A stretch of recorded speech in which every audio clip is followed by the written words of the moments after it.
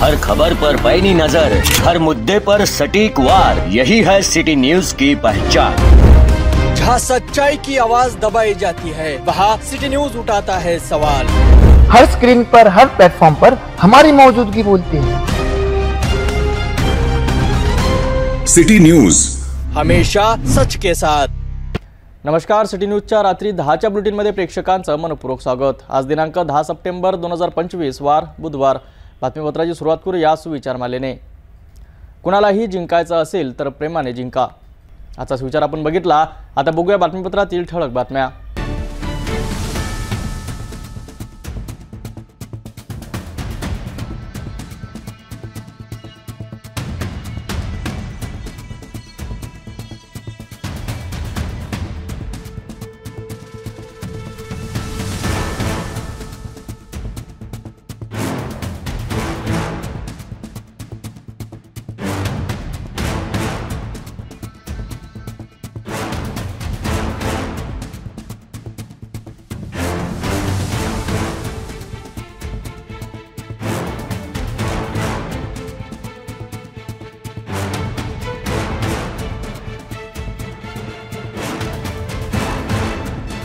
ठळक बातम्या बघितल्या। आता घेऊया एक छोटासा ब्रेक।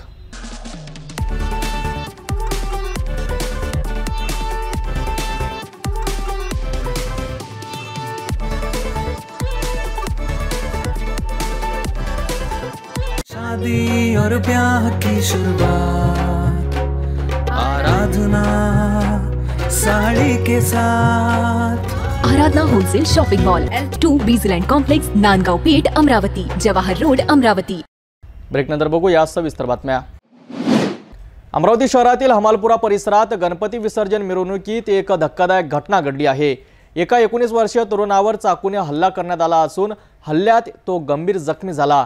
या घटनेमुळे परिसरात तणावाचं वातावरण असून पोलिसांचा मोठा बंदोबस्त तैनात करण्यात आला आहे। अमरावतीतील हमालपुरा भागात तानाजी चौकात हमालपुराचा राजा आणि बीड तानाजी गणेशोत्सव मंडळाच्या विसर्जन मिरवणुकीत ही दुर्दैवी घटना घडली। मंडळाच्या मिरवणुकीत संकेत जगताप नावाच्या 19 वर्षीय तरुणावर चाकूने हल्ला करण्यात आला।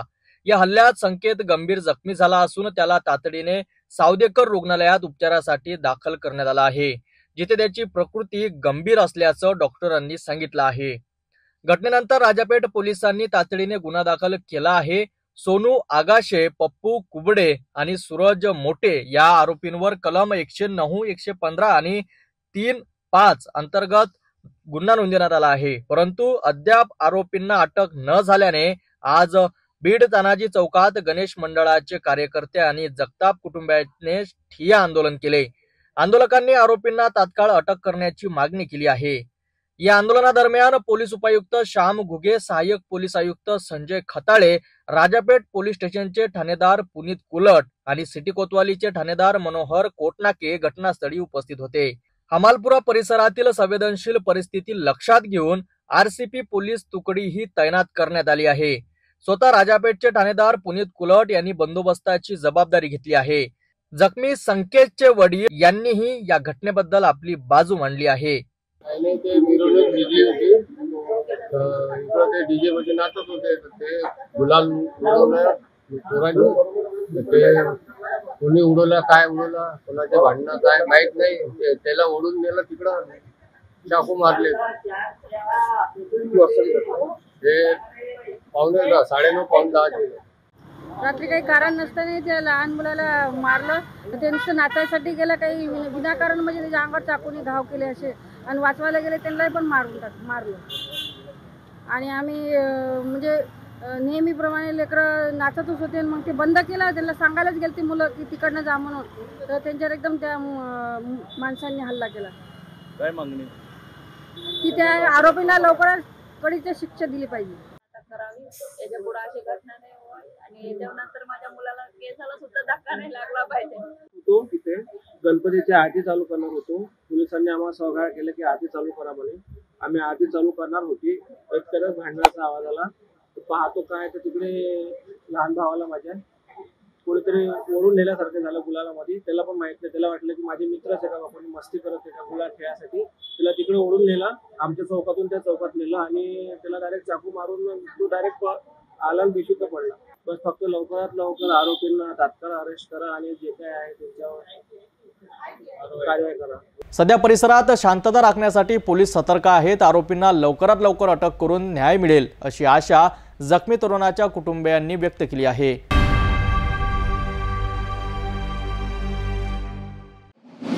अमरावतीत पुन्हा एकदा पोलिसांना आव्हान देणारी एक मोठी घटना समोर आली आहे। 2 महिलांना लुटणारे तोतैया पोलीस अजूनही पोलिसांच्या हाती लागले नाहीत। शहरातील वाढती गुन्हेगारी आणि पोलिसांची निष्क्रियता यावर अनेक प्रश्नचिन्ह निर्माण होत आहे। या घटनेमुळे अमरावतीकरांमध्ये भीतीचे वातावरण आहे आणि पोलीस आयुक्तांच्या भूमिकेवरही प्रश्नचिन्ह उपस्थित झाले आहे। ही घटना मंगळवारी गाडगेनगर आणि राजापेठ पोलीस स्टेशनच्या हद्दीत घडली। दिवसाढवळ्या घडलेल्या या घटनेने शहरात खळबळ माजली। स्वतःला पोलीस असल्याचे भासवून 3 आरोपींनी 2 महिलांना लुटले। या घटनेला आता 36 तास उलटून गेले, पण आरोपींना पकडण्यात पोलिसांना अद्याप यश आलेले नाही। विशेष म्हणजे आरोपींचे चेहरे सीसीटीव्ही कॅमेऱ्यात स्पष्ट दिसत आहेत, तरीही त्यांना पकडण्यात अमरावती गुन्हे शाखेला अपयश येत आहे। त्यामुळे हे आरोपी अमरावती पोलिसांना आणि गुन्हे शाखेला थेट आव्हान देत आहेत असे चित्र निर्माण झाले। शहरात चोरी आणि इतर गुन्हे शोधण्यात पोलीस आयुक्तालयातील कोणत्याही पोलीस स्टेशनची प्रगती दिसत नाही, ही एक गंभीर बाब आहे। यापूर्वी पोलीस आयुक्त अरविंद चावरिया यांनी सर्व पोलीस स्टेशनमधील डीबी स्क्वॉड आणि गुन्हे शाखा युनिट 1 बंद केले। आता अवैध धंदे आणि गुन्ह्यांवर नियंत्रण ठेवण्याचे काम फक्त गुन्हे शाखेची एक टीम करत आहे, पण वाढत्या गुन्हेगारीमुळे ती सध्या अपुरी पडत आहे। नुकतेच हमालपुरा येथे गणेश विसर्जनाच्या दिवशी एका तरुणाला चाकूने भोसकून 3 आरोपी पसार झाले। या वाढत्या गुन्हेगारीला आळा घालण्यासाठी पोलीस आयुक्त आता कोणती पावले उचलतात याकडे सर्वांचे लक्ष लागले आहे।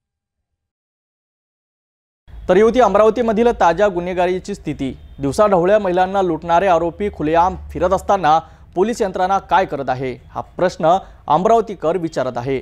पोलीस आयुक्त या परिस्थितीला कसे हाताळतात आणि वाढत्या गुन्हेगारीवर नियंत्रण कसे आणतात हे पाहणे महत्त्वाचे ठरेल।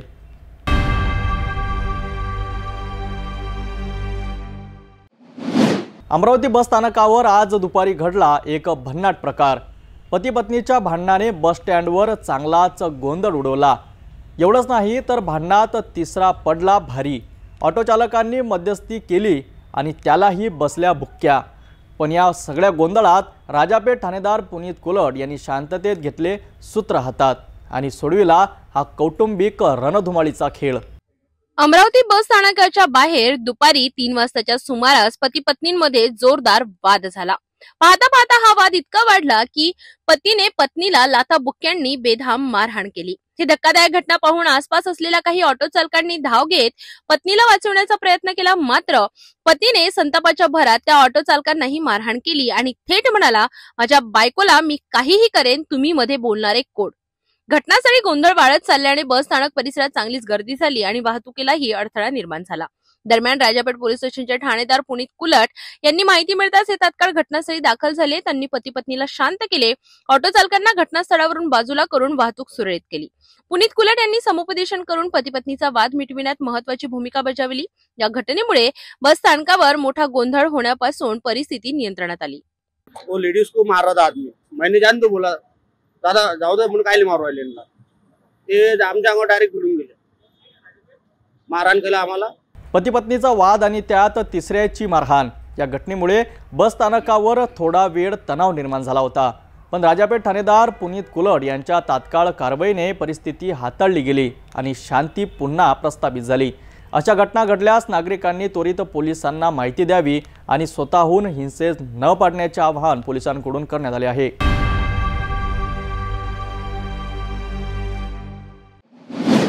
अमरावतीच्या हमालपुरा परिसरात गणेश विसर्जनादरम्यान 2 गटांमध्ये तणाव निर्माण झाल्याची धक्कादायक घटना समोर आली आहे। या घटनेत एका तरुणावर चाकूने हल्ला करण्यात आला आहे। यामुळे परिसरात सध्या तणावाचे वातावरण असून पोलिसांचा मोठा फौजफाटा तैनात करण्यात आला आहे। अमरावतीतील हमालपुरा येथे गणेश विसर्जनाचा दिवस अचानक तणावपूर्ण झाला। बालवीर गणेशोत्सव मंडळ आणि तानाजी गणेशोत्सव मंडळाचे विसर्जन सुरू असताना जुन्या वैमनस्यातून हा वाद पेटला। सोनू आकाशे पप्पू कुकडे आणि त्यांच्या एका साथीदाराने सांकेत जगताप या तरुणावर चाकूने हल्ला केला। या घटनेनंतर परिसरात एकच गोंधळ उडाला। माहिती मिळताच डीसीपी गणेश शिंदे आणि डीसीपी श्याम गुगे तात्काळ मोठा पोलीस फौजफाटा घेऊन घटनास्थळी दाखल झाले. त्यांनी परिस्थिती नियंत्रणात आणली. हल्लेखोर आरोपी अद्याप फरार असून राजापेठ पोलीस स्टेशन त्यांचा कसून शोध घेत आहे. या प्रकरणाचा तपास ठाणेदार कुलट करीत आहेत. हल्ल्यानंतरही रात्री उशिरापर्यंत तानाजी मंडळाच्या कार्यकर्त्यांची समजूत काढून पोलिसांनी विसर्जन शांततेत पार पाडले. सध्या हमालपुरा परिसरात जागोजागी पोलिसांचा बंदोबस्त लावण्यात आला असून कोणत्याही अनुचित प्रकार घडू नये यासाठी पोलीस गंभीरपणे लक्ष ठेवित आहे. ही घटना निश्चितच चिंताजनक आहे. अमरावती पोलिसांनी वेळीच हस्तक्षेप केल्यामुळे परिस्थिती नियंत्रणात आहे. मात्र आरोपी अद्यापही फरार असल्याने परिसरात तणाव कायम आहे. आरोपींना लवकरच अटक करून त्यांच्यावर कठोर कारवाई करण्याची मागणी स्थानिकांकडून केली जात आहे. पुढील अपडेटसाठी पाहत रहा सिटी न्यूज.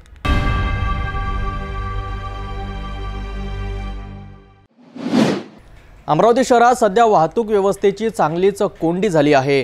रेल्वे पूल बंद असल्यामुळे आधीच शहरातील वाहतूक व्यवस्था विस्कळीत झाली आहे. त्यातच गणेशोत्सवामुळे रस्त्यावर प्रचंड गर्दी वाढली आहे. मंगळवारी संध्याकाळी रामपुरी कॅम्प परिसरात याच वाहतूक कोंडीचा अनुभव नागरिकांनी घेतला. अर्ध्या तास येथे वाहतूक ठप्प झाली होती, पण मदतीसाठी एकही वाहतूक पोलीस कर्मचारी पोहोचला नाही. शेवटी बस चालक, वाहक आणि काही गणेश भक्तांनी पुढाकार घेऊन ही कोंडी फोडली. अमरावती शहरातील वाहतूक कोंडी ही आता रोजची समस्या बनली आहे. रेल्वे पूल बंद असल्यामुळे शहरातून बाहेर जाणाऱ्या एसटी बसेसनाही नवे मार्ग वापरावे लागत आहे. गणेशोत्सवाच्या विसर्जन मिरवणुका सुरू झाल्यामुळे रस्त्यांवर वाहनांची वर्दळ मोठ्या प्रमाणात वाढली आहे. मंगळवारी सायंकाळी रामपुरी कॅम्प मार्गावर अशीच एक घटना घडली. दोन्ही बाजूंनी येणाऱ्या वाहनांमुळे येथे मोठी वाहतूक कोंडी झाली. अर्ध्या तासाहून अधिक काळ वाहने जागच्या जागी थांबली होती. विशेष म्हणजे या गंभीर परिस्थितीमध्ये वाहतूक पोलिसांचा एकही कर्मचारी मदतीला आला नाही. अखेर अडकलेल्या एका बसचे चालक आणि वाहक खाली उतरले. त्यांच्यासोबत काही गणेश भक्तांनीही मदतीचा हात दिला. सर्वांनी मिळून वाहतूक सुरळीत करण्याचे प्रयत्न केले आणि त्यानंतर दोन्हीकडील वाहतूक हळूहळू पूर्ववत झाली. या वाहतूक कोंडीमुळे नागरिकांना प्रचंड त्रास झाला. अमरावतीमधील वाहतूक कोंडीचा हा प्रश्न दिवसेंदिवस गंभीर होत आहे. प्रशासनाने यावर तातडीने लक्ष देण्याची गरज आहे. कारण केवळ सणासुदीच्या काळातच नाही तर नियमितपणेही ही समस्या उद्भव आहे. नागरिकांना होणारा त्रास कमी करण्यासाठी तातडीने उपाययोजना करणे आवश्यक आहे.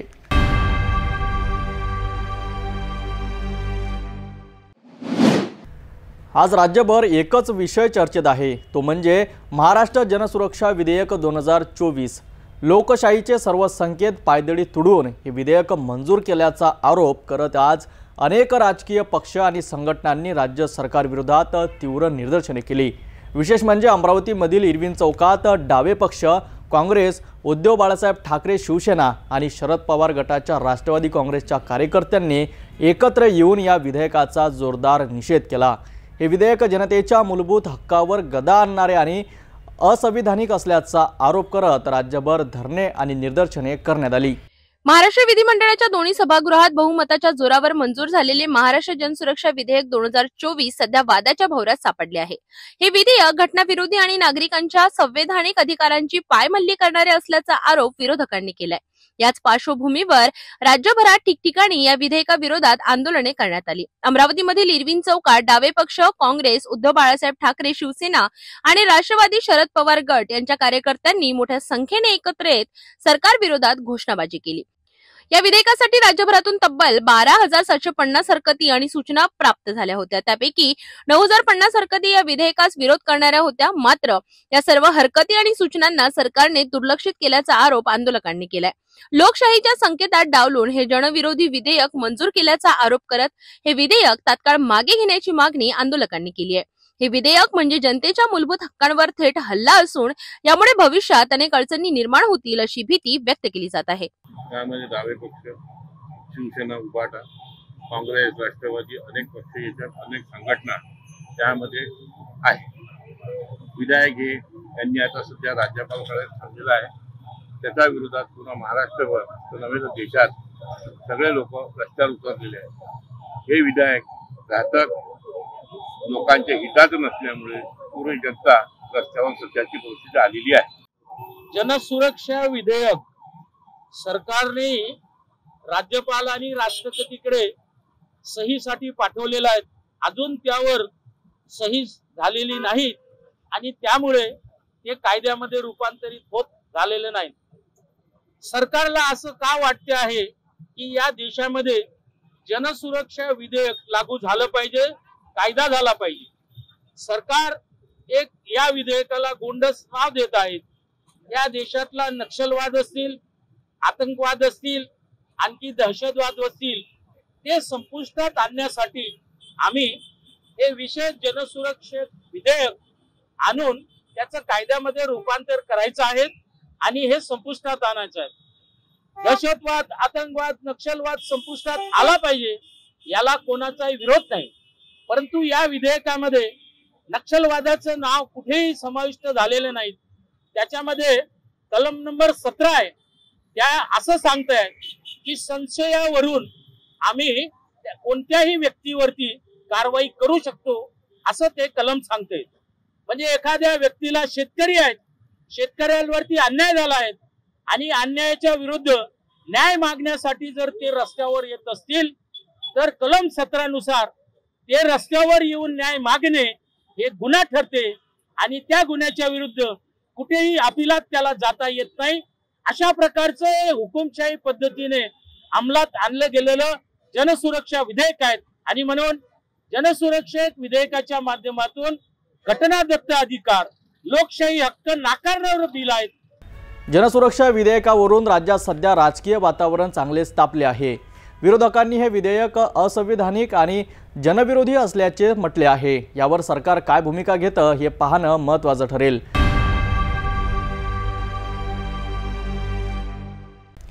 अमरावती शहरातून एक मोठी बातमी समोर येत आहे. भाजप नेते किरीट सोमय्या यांनी पोलीस आयुक्त आणि महसूल अधिकाऱ्यांसोबत एक महत्त्वपूर्ण बैठक घेतली. या बैठकीत 28 जन्म मृत्यू प्रमाणपत्रे रद्द करण्याचा मोठा निर्णय घेण्यात आला आहे. ही प्रमाणपत्रे 19 ऑगस्ट 2023 ते 30 डिसेंबर 2024 या कालावधीत आहेत. या निर्णयामुळे आता ही प्रमाणपत्रे कोणत्याही शासकीय किंवा निमशासकीय कामासाठी वैध ठरणार नाही. याविषयी अधिक माहिती पाहूया.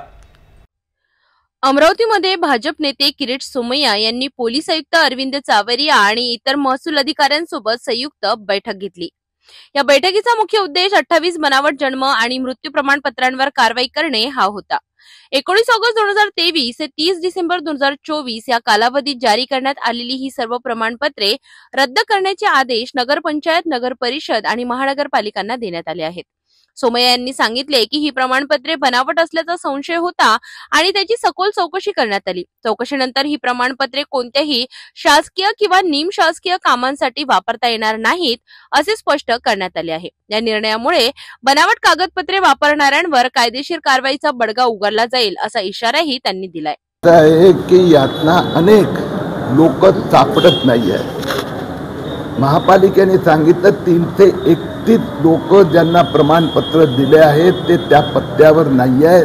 मग ते खरं व्यक्ती आहे की घोस्ट आयडेंटिटी आम्ही तयार केली. कारण की प्रमाणपत्र देणं म्हणजे त्याला नागरिकत्व देणं हे भयंकर गंभीर बाब आहे. त्याचसोबत शेकडो अर्जदार असे आहेत की त्यांनी आधार कार्ड जन्म तारखेचा पुरावा म्हणून दिला आहे पण त्याच्यावर वेगळी तारीख आहे आणि त्यांनी मागितलेली जन्मतारीख वेगळी आहे. पोलीस तो जिल्हाधिकारी कार्यालय आणि महापालिका तिघांनी आश्वस्त केलं आहे की पुढच्या 8 दिवसात तपासाला गती मिळेल. सीपीना पण मी गांभीर्य समजवलं. इथे तिन्ही डिपार्टमेंटचे अधिकारी होते आणि तिन्ही डिपार्टमेंटच्या अधिकाऱ्यांनी एकमेकांशी सहकार्य करून पुढच्या 8-10 दिवसात या तपासाला आणि ॲक्शनला गती देण्याचं ठरवलं आहे. अमरावतीमध्ये बनावट जन्म आणि मृत्यू प्रमाणपत्रावर मोठी कारवाई करण्यात आली आहे. भाजप नेते किरीट सोमय्या यांच्या पुढाकाराने घेण्यात आलेल्या या निर्णयामुळे आता बनावट कागदपत्रे तयार करणाऱ्या रॅकेटला मोठा धक्का बसला आहे. या प्रकरणातील पुढील अपडेटसाठी पाहत रहा सिटी न्यूज. विदर्भाच्या राजाच्या विसर्जनासाठी मोसीकॉल जीन परिसरात जोरदार तयारी सुरू आहे. स्वच्छता, दुरुस्ती आणि सुरक्षेच्या सर्व उपाययोजना प्रशासनाकडून केल्या जात आहेत. आता फक्त 11 सप्टेंबरची आतुरतेने वाट पाहायची आणि बाप्पाला जल्लोषात निरोप द्यायचा. अमरावती शहरातील प्रतिष्ठेचे आणि सर्वांचे लाडके विदर्भाचा राजा म्हणजे न्यू आझाद गणेशोत्सव मंडळाचा गणराय. येत्या 11 सप्टेंबर रोजी या गणरायाची भव्य विसर्जन शोभायात्रा पार पडणार आहे। शोभायात्रा इरविन चौकातून निघून थेट मोसी कॉलजीन येथे विसर्जन होईल। या ठिकाणी काही दिवसांपासून जोरदार स्वच्छता आणि दुरुस्तीचे काम सुरू आहे। मोसी कॉलजीन परिसरातील रस्ता जेसीबीच्या सहाय्याने स्वच्छ करण्यात आला। कित्येक वर्षांपासून बंद असलेल्या आणि कचऱ्याने भरलेल्या विहिरी महानगरपालिकेने पूर्ण स्वच्छ करून तिची दुरुस्ती केली आहे। तसेच संपूर्ण परिसरात लाइटिंगची सोय केली जात आहे। त्यामुळे विसर्जनावेळी येणाऱ्या भाविकांना सुरक्षित आणि प्रकाशमय वातावरणात बाप्पाचे विसर्जन करता यावे। पोलीस उपायुक्त गणेश शिंदे यांनी स्वतः या ठिकाणी भेट देऊन पाहणी केली आणि नागरिकांच्या सुरक्षिततेसाठी दोन्ही बाजूंना सुरक्षेसाठी कठडे लावण्याचे आदेश दिले आहे। महानगरपालिकेचे अधिकारी श्याम चावरे यांनी सिटी न्यूजला दिलेल्या माहिती सांगितले की संपूर्ण परिसर स्वच्छ करून भाविकांसाठी सर्व सुविधा पुरविल्या जात आहे। या तयारीमुळे यंदाचा विसर्जन सोहळा अधिक भव्य आणि सुरक्षित होईल असा विश्वास व्यक्त केला जात आहे। विदर्भाच्या राजाची उद्या भव्य शोभायात्रा निघत आहे। या भव्य मिरवणुकीकरिता पोलिसांचा मोठ्या प्रमाणात बंदोबस्त अमरावती शहरामध्ये तैनात करण्यात येणार आहे। विशेष म्हणजे ज्या ठिकाणी विसर्जन होणार आहे त्या मिसी कॉल जिनमध्ये आपण इथे आलेलो आहे आणि या ठिकाणी आपण बघत असणार की इथे विहिरीची सुद्धा दुरुस्ती सुरू आहे। या ठिकाणी या विहिरीमध्ये विदर्भाच्या राजाचा पूर्ण म्हणजे पवित्र स्थान घेऊन इथे अभिषेक करून त्यांचं विसर्जन केलं जाईल। आणि विशेष म्हणजे यासाठी महानगरपालिकेने काय काय व्यवस्था केलेली आहे आपल्यासोबत महानगरपालिकेचे चावरे जी आहेत त्यांच्यासोबत जाणून घ्या। सबसे पहले सिटी न्यूज़ को मेरा धन्यवाद, जिन्होंने मुझे बोलने का मौका दिया। माननीय आयुक्त महोदय इनके आदेश के हिसाब से जो प्रत्येक जोन को उन्होंने हमको आदेश दिए, दर वर्ष की तरह इस वर्ष भी हमेशा की तरह अपना विदर्भ का जो राजा है वो बड़ी धूमधाम से काफ़ी तादाद में ग्रामीण विभाग के, शहर विभाग के लोग शोभा यात्रा में शामिल होते हैं और उस दौरान यहाँ पर काफ़ी तादाद में लोग हर्षोल्लास के साथ वो आते हैं। और यहाँ पर काफ़ी ये जगह पर कुएं की दुरुस्ती ना दुरुस्ती थी तो उसे भी हमने दुरुस्त करने का काम चालू है। और यहाँ पर काफ़ी गाजर गवात वगैरह उग गए थे, बहुत बड़े बड़े 2-2 ढाई फुट के, वो भी साफ कर दिए। और लाइटिंग की व्यवस्था भी महानगरपालिका की तरफ से की गई है ताकि यहाँ पर कोई जीव जंतु वगैरह या कुछ मतलब कुछ नागरिकों को परेशानी का सामना उठाना न पड़े, उस सभी व्यवस्था को देखते हुए और माननीय आयुक्त महोदय इनके आदेश के हिसाब से हमने पूरे तरीके से यहाँ पर हम हमारे तरीके से नियोजन करेंगे। अमरावती शहरात उद्या विदर्भाचा राजाचा विसर्जन आहे। या विसर्जन स्थळी कुठे विसर्जन होणार आहे या ठिकाणी सुद्धा स्वतः डीसीपी गणेश शिंदे इथे आलेले आहे। कशा प्रकारे विसर्जन सोहळा राहील आणि त्या प्रकारे पोलीस बंदोबस्त कसा ठेवला जाणून घेऊया। अमरावती शहरामध्ये उद्या विदर्भाचा राजा या गणपतीचं विसर्जन आहे। त्या विसर्जनामुळे इरविन चौक आणि त्यापासून ते मोसी कॉल, राजापेठच्या राजकमल चौकाच्या मार्गे या ठिकाणी गणपती मिरवणूक येणार आहे। या विहिरीच्या ठिकाणी मोठ्या संख्येने नागरिक जमतात। याकरता इथे मनपा आणि मंडळाच्या कार्यकर्त्यांच्या वतीने ती कारवाई सुरू आहे साफसफाईची आणि इतर सर्व नागरिकांच्या येण्याबाबत। तरीसुद्धा नागरिकांना विनंती आहे कोणीही अनावश्यक गर्दी करू नये आणि त्याचबरोबर जेव्हा जेव्हा ते गणपती पाहतील किंवा शोभायात्रा मिरवणूक पाहतील त्यावेळी आपल्याकडचे लहान मुलं दागिने यांना सांभाळावे आणि पाऊस इत्यादी परिस्थितीमध्ये स्वतःच्या आणि आपल्याबरोबरच्या सर्व कुटुंबियांची काळजी घ्यावी। मंडळाला सुद्धा आम्ही स्वयंसेवक नेमण्याबाबत सूचना दिलेल्या आहेत आणि त्यांनी त्या मान्य केल्या। काही असे रस्ते आहे का ज्यांच्यावर प्रतिबंधित केले किंवा मोठ्या वाहनांना वाहतूक बंद आहे, असे कोणते रस्ते? ट्रॅफिक ब्रँचने आमच्या ज्या ठिकाणावरून मिरवणूक येणार आहे त्या ठिकाणच्या काही रस्त्यांवरची वाहतूक वळवलेली आहे, त्याबद्दल पेपरमध्ये नोटिफिकेशन प्रसिद्ध केले आहे। विदर्भाचा राजा म्हणून ओळख असलेल्या न्यू आझाद गणेशोत्सव मंडळाच्या विसर्जनाची भव्य शोभायात्रा येत्या 11 सप्टेंबरला पार पडणार आहे। इरविन चौकातून निघणारी ही शोभायात्रा मोसी कॉल जीन येथे बाप्पांच्या विसर्जनाने संपन्न होईल। या ठिकाणी महानगरपालिकेने आणि पोलीस प्रशासनाने जोरदार तयारीला सुरुवात केली आहे।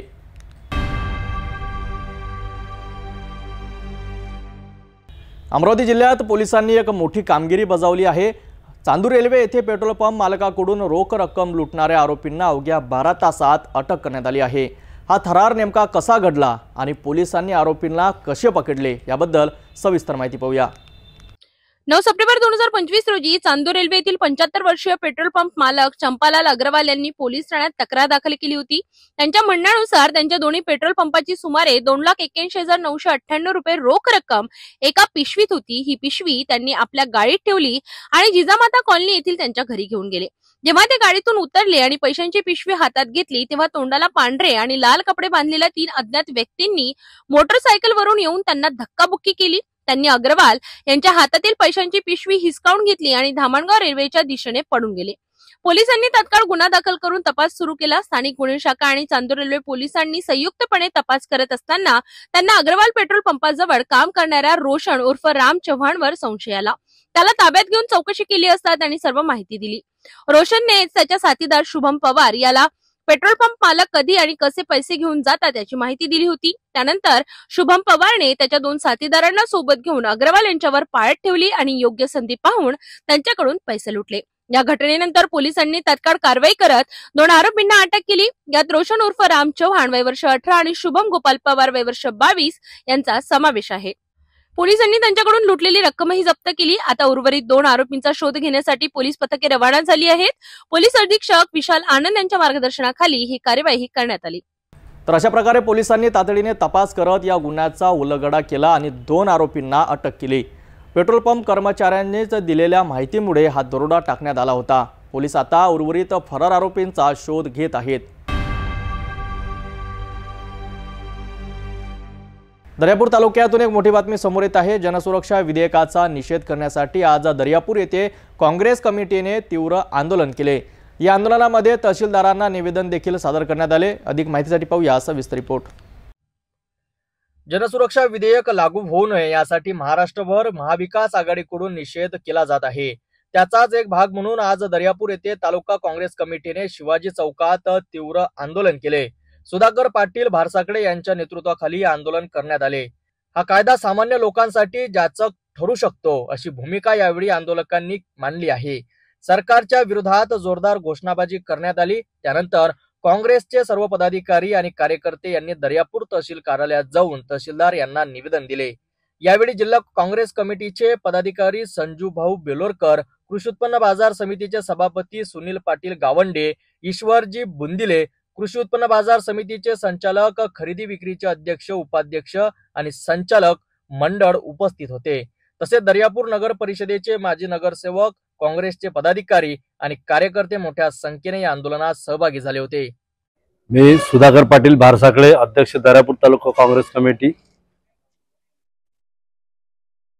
आपल्याला माहित आहे गेल्या 4 महिन्याच्या आधी अधिवेशनामध्ये महाराष्ट्र शासनाने जो GR काढला होता जनसुरक्षा विधेयक लागू करण्यासंदर्भात, त्यानंतर राज्यपालांनी त्याला मंजुरात देऊन तो GR महाराष्ट्र शासन कार्यान्वित करत आहे।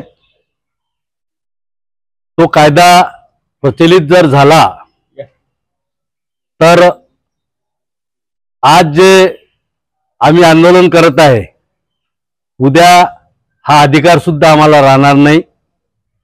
कारण की विरोधी पक्षाचा आवाज दाबण्यासाठी हे विधेयक त्यांनी आणलेलं आहे।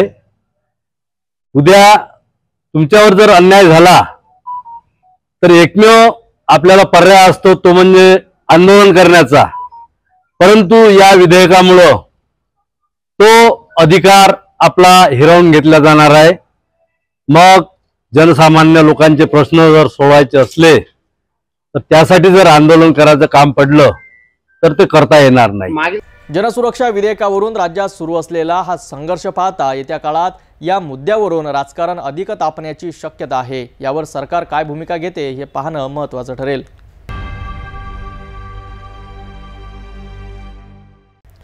आज दर्यापूरमध्ये एक वेगळाच माहोल पाहायला मिळाला। एकीकडे सरकार जनसुरक्षा विधेयक आणत असताना दुसरीकडे मात्र या विधेयकाला तीव्र विरोध होत आहे। याच विरोधकाचे केंद्रबिंदू ठरला आज राष्ट्रवादी काँग्रेसचा मोर्चा। सरकारच्या जनसुरक्षा विधेयकाला विरोध दर्शवण्यासाठी आज दर्यापूरमध्ये राष्ट्रवादी काँग्रेसने जोरदार शक्ती प्रदर्शने केले। अभय पाटील गावंडे यांच्या नेतृत्वाखाली या मोर्चाने संपूर्ण शहराचे लक्ष वेधून घेतले। मोर्चातील कार्यकर्त्यांनी जनसुरक्षा विधेयक रद्द करा आणि सरकारचा निषेध असो अशा घोषणांनी परिसर दणाणून सोडला। विशेष म्हणजे मोर्चाला अडविण्याचा प्रयत्न करणाऱ्या पोलीस प्रशासनासमोरही कार्यकर्ते ठाम उभे राहिले। एका क्षणासाठी तर हा संघर्ष शोले चित्रपटातील दृश्यासारखा वाटत होता। मोर्चेकऱ्यांचा मुख्य आक्षेप हा आहे की जर हे विधेयक मंजूर झाले तर सामान्य नागरिकांनी जगावे कसे, हा प्रश्नचिन्ह निर्माण करत त्यांनी आपला आक्रोश तहसीलदारासमोर मांडला आणि त्यांना निवेदन दिले। या मोर्चात राष्ट्रवादीचे सर्व प्रमुख पदाधिकारी आणि कार्यकर्ते मोठ्या संख्येने उपस्थित होते। सोयाबीनला, हरभऱ्याले, मुगाले, उडदाले आज जे 2014-15 जे भाव ते 12,000 15,000 रुपये ते भाव अर्ध्यावर आहेत। मुगाचे, उडदाचे, कापसाचे, सोयाबीनचे सगळे भाव 4-5 हजार आणि 7 हजाराच्या अंदर भाव आहेत। हा शेतकऱ्यांचा प्रक्षोभ जर झाला तर उद्या आपल्याला कुठेतरी अदानी आणि अंबानी जे अदानी आणि अंबानीला या मोदी आणि फडणवीसला मोठं करायचं आहे आणि उद्या जर शेतकऱ्यांचा प्रक्षोभ जर झाला तर पहिली जे तलवार चालन किंवा पहिले जो बंडाचं शस्त्र जे चालन हे अदानी अंबानीवर चालन।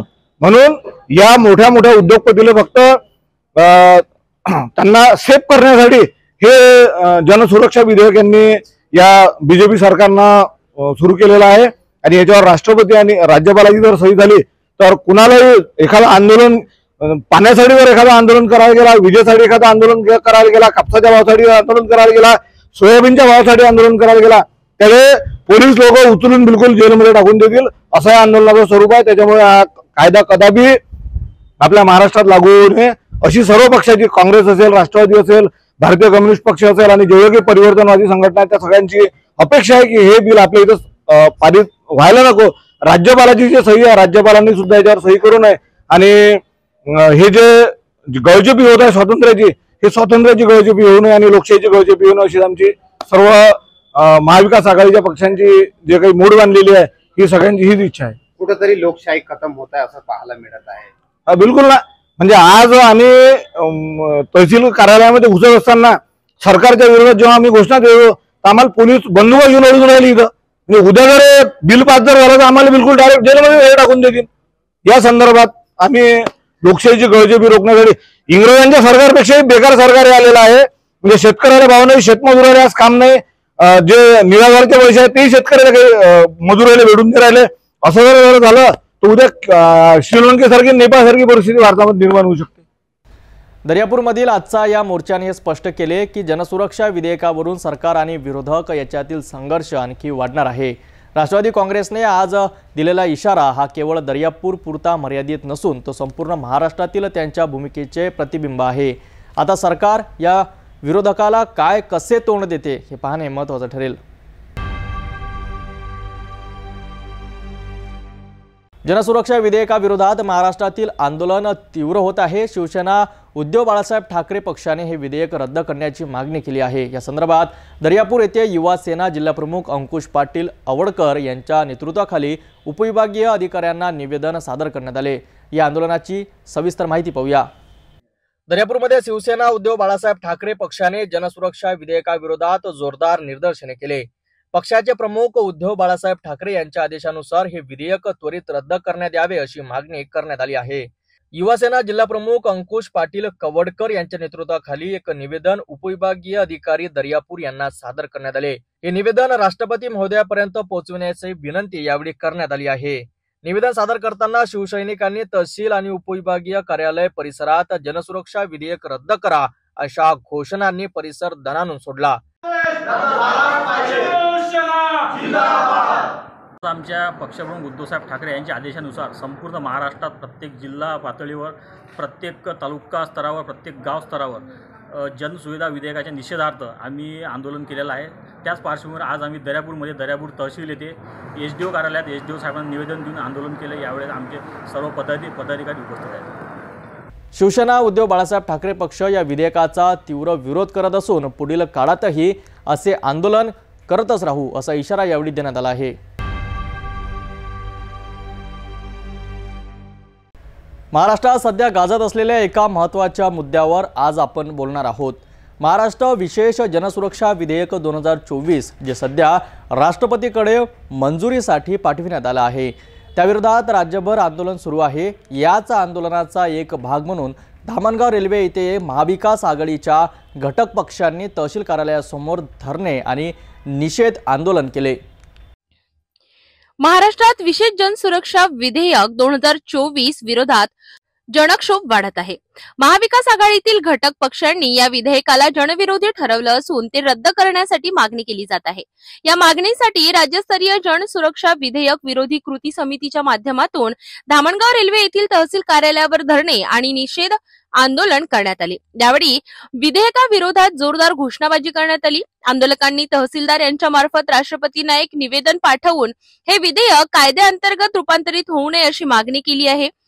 या आंदोलनात जिल्हा मध्यवर्ती बँकेचे संचालक श्रीकांत गावंडे, काँग्रेसचे तालुकाध्यक्ष पंकज वानखडे, शिवसेना उबाटा गटाचे तालुका प्रमुख नाना देवडकर, राष्ट्रवादी काँग्रेस शरदचंद्र पवार गटाचे तालुकाध्यक्ष कैलास ठाकरे यांच्यासह महाविकास आघाडीचे अनेक पदाधिकारी आणि कार्यकर्ते मोठ्या संख्येने उपस्थित होते। सर्वांनी एकजुटीने या विधेयकाला विरोध दर्शविला। महाराष्ट्र राज्य विधिमंडळाने जनसुरक्षा विधेयक मंजूर करून राज्यपालाच्या वतीनं राष्ट्रपतीकडे पूर्वसंमतीसाठी पाठवलेला आहे। आज ते राष्ट्रपती महोदयाकडे प्रलंबित आहे। कोणत्याही नवीन कायदा आणताना तो कायदा जनतेला पूरक आहे की मारक आहे यासाठी एक समिती असते, त्या समितीकडून तसे अहवाल मागविण्यात येतात।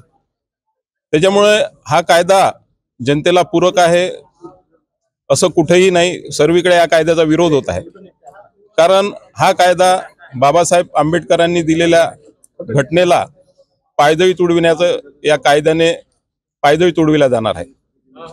कारण तुम्हाला भाषण स्वातंत्र्य, व्यक्ती स्वातंत्र्य हे कुठलंच या कायद्यामुळे राहणार नाही। तुम्हाला सरकारच्या विरोधात आंदोलनं किंवा तुमचे हक्काचं कोणतीही गोष्ट शासनाला मागण्याची तुम्हाला अधिकार राहणार नाही। आणि तुम्ही सरकारच्या विरोधात कोणतेही आंदोलन निदर्शन केले तर तुम्हाला महिनोगिनती कोणतेही कारण न देता तुरुंगात टाकण्याची सुद्धा या कायद्यात त्यांनी तरतूद केलेली आहे। आम्ही पाठिंबा दिलाच आहे। आज तिन्ही पक्षाच्या वतीने आज आंदोलन इथे वीरेंद्र भाऊच्या नेतृत्वामध्ये ठेवलेला आहे। कारण हा कायदा आहे हा प्रत्येक लोकांना घातक आहे, म्हणून हा कायदा रद्द करण्यात यावा, त्यासाठी आम्ही सगळे इथे जमलेला आहोत, त्याबद्दल आम्ही निषेध करतो। तर ही होती धामणगाव रेल्वे येथील जनसुरक्षा विधेयक विरोधी आंदोलनाची माहिती। महाविकास आघाडीने हे विधेयक रद्द करण्यासाठी आपली भूमिका स्पष्ट केली आहे। आता राष्ट्रपती यावर काय निर्णय घेतात हे पाहणे महत्त्वाचं ठरेल। मंगरुळ दस्तागीर बायपास रोडवर प्रशासनाने जनहितासाठी लावलेले सोलर लाईट अज्ञात चोरट्यांनी चोरून नेला। बॅटरी, वायर, लाईटसह सर्व साहित्य चोरट्यांनी कापून नेल्याने परिसर पुन्हा अंधारात बुडाला आहे। यामुळे नागरिकांमध्ये संतापाची लाट पसरली असून तात्काळ चोरट्यांना पकडून कारवाई करण्याची मागणी होत आहे। मंगरुळ दस्तगीर येथील बायपास रोड टी पॉइंट परिसर हा मोठ्या प्रमाणात वाहनांची ये-जा असलेला मार्ग आहे। रात्रीच्या वेळी येथे अंधार असल्याने अपघात होऊ नयेत म्हणून प्रशासनाने या ठिकाणी सोलर लाईट बसविला होता। मात्र अज्ञात चोरट्यांनी हा सोलर लाईट तोडून टाकला। चोरट्यांनी लाईटचा पाईप आराने कापून वायर, बॅटरी आणि लाईट चोरून नेले। सोलर प्लेट आणि खांब मात्र तिथेच पडलेल्या अवस्थेत मॉर्निंग वॉकसाठी गेलेल्या नागरिकांना लक्षात आले।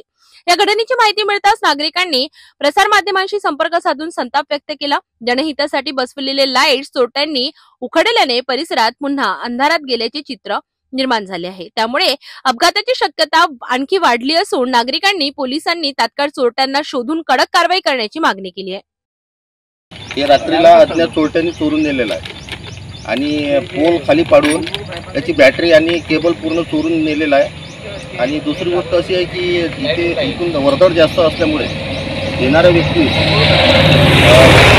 लाईट चांगल्या कामासाठी होता हा आणि येताना इथे ॲक्सिडेंट होण्याची जास्त प्रकार घडू शकते लाईट नसल्यामुळे। जनहितासाठी बसवलेला सोलर लाईट चोरट्यांनी चोरल्याने परिसर पुन्हा अंधारात बुडाला आहे। यामुळे अपघाताची शक्यता वाढली असून नागरिकांनी पोलिसांकडे तात्काळ कारवाईची मागणी केली आहे। प्रशासनाने अशा प्रकारच्या घटनांवर लक्ष ठेवून तातडीने उपाययोजना कराव्यात अशी अपेक्षा व्यक्त होत आहे।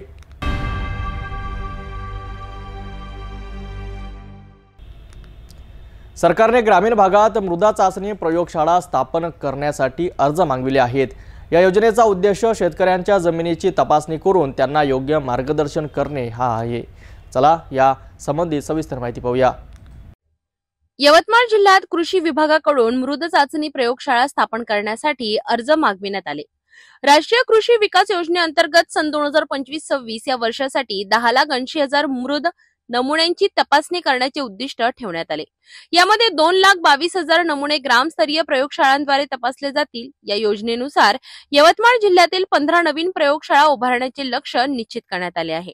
या प्रयोगशाळांसाठी इच्छुक युवक युवती वयगट 18 ते 27, स्वयंसहायता गट, शेतकरी उत्पादक संस्था आणि विविध कार्यकारी सहकारी संस्था अर्ज करू शकतात। या योजनेसाठी प्रत्येक प्रयोगशाळेला 1.5 लाख रुपयांचे अर्थसहाय्य दिले जाईल। अर्जदारांची शैक्षणिक पात्रता किमान 10वी उत्तीर्ण असावी, तसेच विज्ञान आणि संगणकाचे ज्ञान असणे आवश्यक आहे।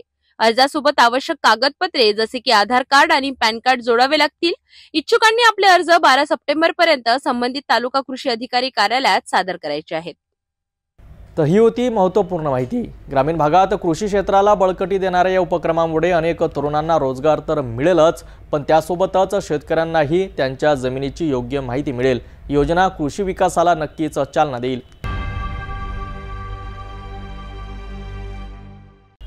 राज्याच्या राजकारणातून एक मोठी बातमी समोर येत आहे। यवतमाळ जिल्ह्यात काँग्रेसला मोठा धक्का बसलाय। काँग्रेसचे माजी सरचिटणीस देवानंद पवार यांनी पक्षाच्या सर्व पदाचा राजीनामा दिला आहे। काँग्रेसने बहुजन आणि मागास समाजाकडे दुर्लक्ष केल्याचा गंभीर आरोप त्यांनी केला आहे। यवतमाळ जिल्ह्यात काँग्रेसला मोठा धक्का बसलाय। पक्षाने माजी सरचिटणीस देवानंद पवार यांनी काँग्रेसच्या प्राथमिक सदस्यत्वाचा आणि अखिल भारतीय काँग्रेस कमिटीच्या प्रतिनिधी पदाचा राजीनामा दिलाय। काँग्रेस पक्ष राज्यातील बहुजन आणि मागास समाजाला डावलत असल्याचा गंभीर आरोप त्यांनी केलाय। पवार यांनी आपला राजीनामा पक्षात काँग्रेसच्या उमेदवारी वाटपावर थेट प्रश्नचिन्ह उपस्थित केले। राज्यात 1.5 कोटी बंजारा समाज असूनही लोकसभा आणि विधानसभा निवडणुकीत काँग्रेसने एकाही बंजारा उमेदवाराला संधी दिली नाही असे त्यांनी म्हटले। लोकसभा निवडणुकीत 17 पैकी 9 जागा मराठी कुणबी समाजाला, तर विधानसभा निवडणुकीत 102 पैकी 51 जागांवर याच समाजाला उमेदवारी देण्यात आली असा आरोप त्यांनी केलाय।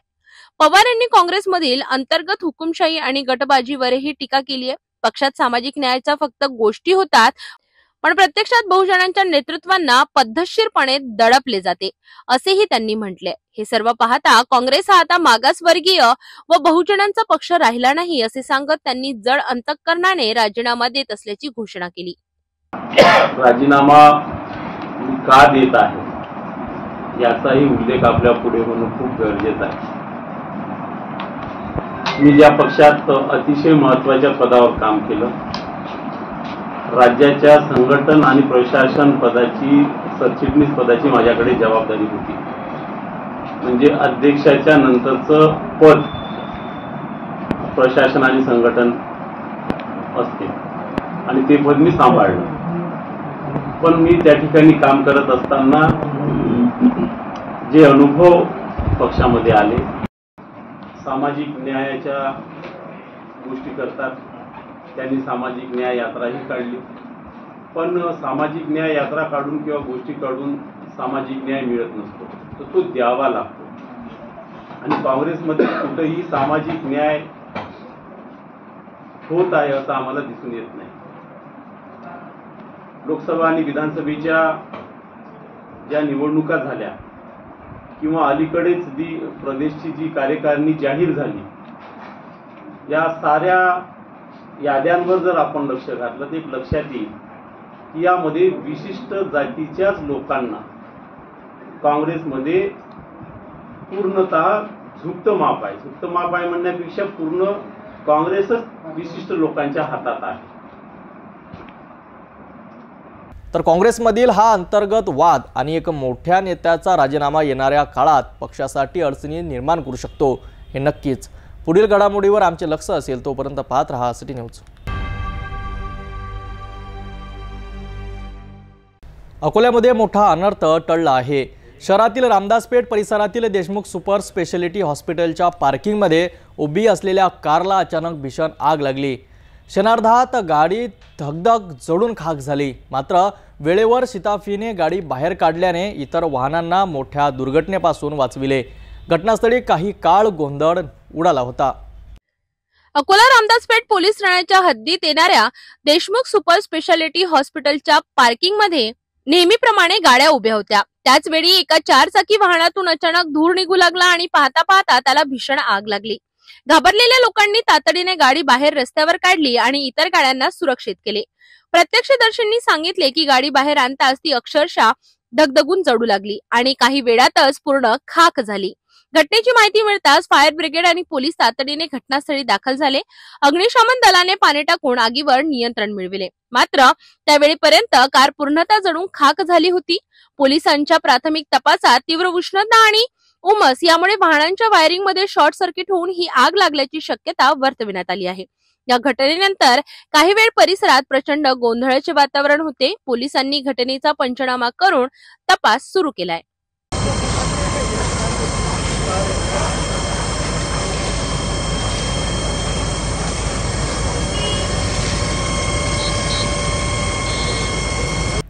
सुदैवाने गाडीतील कोणतीही व्यक्ती जखमी झाली नाही। मात्र गाडी पूर्णपणे जळून खाक झाली। ही घटना दाखवते की पार्किंगमधील वाहनांची तपासणी आणि योग्य देखभाल करणे किती आवश्यक आहे। वेळेत जागरूकतेने केलेली कृती मोठा अनर्थ टाळू शकते।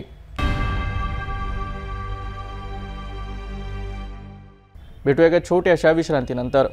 तपोवन पासून फक्त 1.5 किलोमीटर अंतरावर राधानगरी लेआउट लेक व्ह्यू प्लॉट सह मोजकेच प्लॉट शिल्लक। त्वरित संपर्क करा 9930706667 किंवा 7620433325 या क्रमांकावर। विश्रांतीनंतर पुन्हा आपले स्वागत।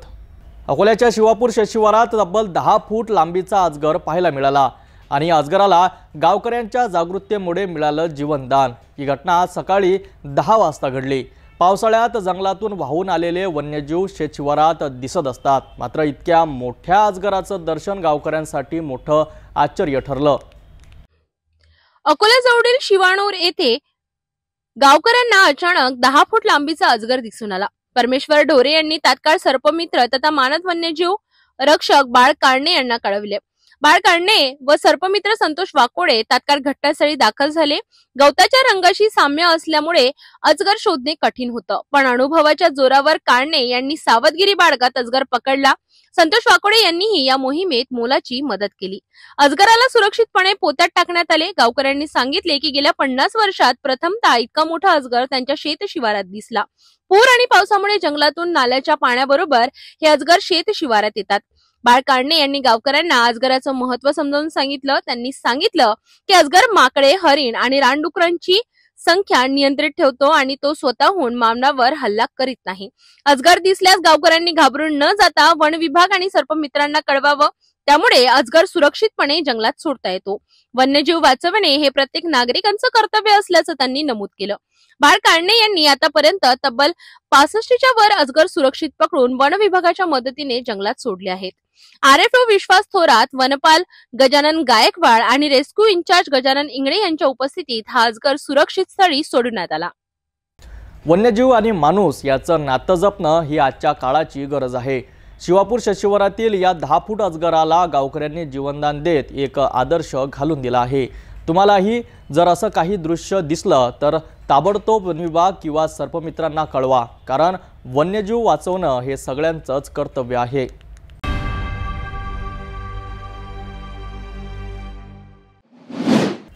बुलढाणा जिल्ह्यातील मेहकरमध्ये नागरिकांचे आरोग्य धोक्यात आणणाऱ्या एका गंभीर प्रश्नावर आता नागरिक रस्त्यावर उतरले आहेत। शहराच्या मध्यवर्ती भागात साचलेल्या घाण पाण्यामुळे नागरिकांमध्ये तीव्र संताप व्यक्त होत आहे। मेहकर येथील ग्रामदेवता शीतलामाता मंदिरात आणि शहराच्या आराध्य देवतेच्या प्रवेशद्वाराजवळच हे घाण पाणी साचल्यामुळे नागरिक संतप्त झाले आहेत। मेहकर शहरात गेल्या अनेक दिवसांपासून घाण पाण्याची समस्या नागरिकांसाठी डोकेदुखी ठरली आहे। शहरात ग्रामदेवता शीतलामाता मंदिर परिसर आणि शारंगधर बालाजी मंदिराच्या प्रवेशद्वाराजवळच रस्त्याच्या मधोमध हे पाणी साचले आहेत। यामुळे परिसरात दुर्गंधी पसरली असून नागरिकांचे आरोग्य धोक्यात आले आहे। गणेश विसर्जनाच्या वेळी आणि आता आगामी नवरात्री उत्सवाच्या पार्श्वभूमीवरही हीच परिस्थिती कायम आहे। या गंभीर समस्येबद्दल नागरिकांनी वारंवार मेहकर नगर परिषदेकडे निवेदन दिले, तक्रारी केल्या, मात्र परिषदेने कायमस्वरूपी उपाययोजना न करता फक्त थातूरमातूर कामे केली असा आरोप नागरिकांनी केला आहे। नगरपालिकेच्या या निष्क्रियतेमुळे संतप्त झालेल्या शिवचंद्र गणेश मित्रमंडळाच्या नेतृत्वाखाली नागरिक आणि शिवसैनिकांनी आज नगर परिषद मुर्दाबादच्या घोषणा देत रास्ता रोको आंदोलन केले। यावेळी रस्त्यावर वाहतुकीची कोंडी झाली, त्यामुळे पोलिसांनी तात्काळ हस्तक्षेप करत आंदोलनकर्त्यांना ताब्यात घेतले। नागरिकांच्या मागणीनुसार लवकरात लवकर या समस्येवर तोडगा काढणे गरजेचे आहे, अन्यथा शहरात अशाच प्रकारे आंदोलन पुन्हा होण्याची शक्यता आहे। मेहकरमधील ही परिस्थिती स्थानिक प्रशासनाच्या उदासीनतेवर प्रश्नचिन्ह निर्माण करते। नागरिकांच्या आरोग्याकडे दुर्लक्ष करणाऱ्या या समस्येवर त्वरित लक्ष देणे आवश्यक आहे।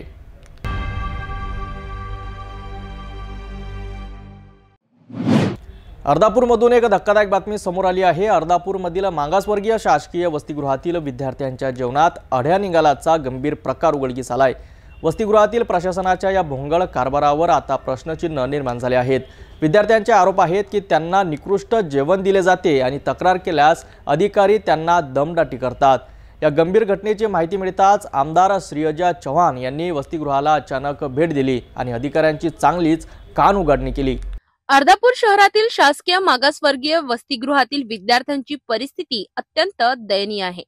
या विद्यार्थ्यांना मिळणारे जेवण अत्यंत निकृष्ट दर्जाचे असून त्यात चक्क अळ्या आढळल्या आहेत। या विद्यार्थ्यांनी ही बाब प्रशासनाच्या निदर्शनास आणून दिल्यावर त्यांना उलट दमदाटी करण्यात आली।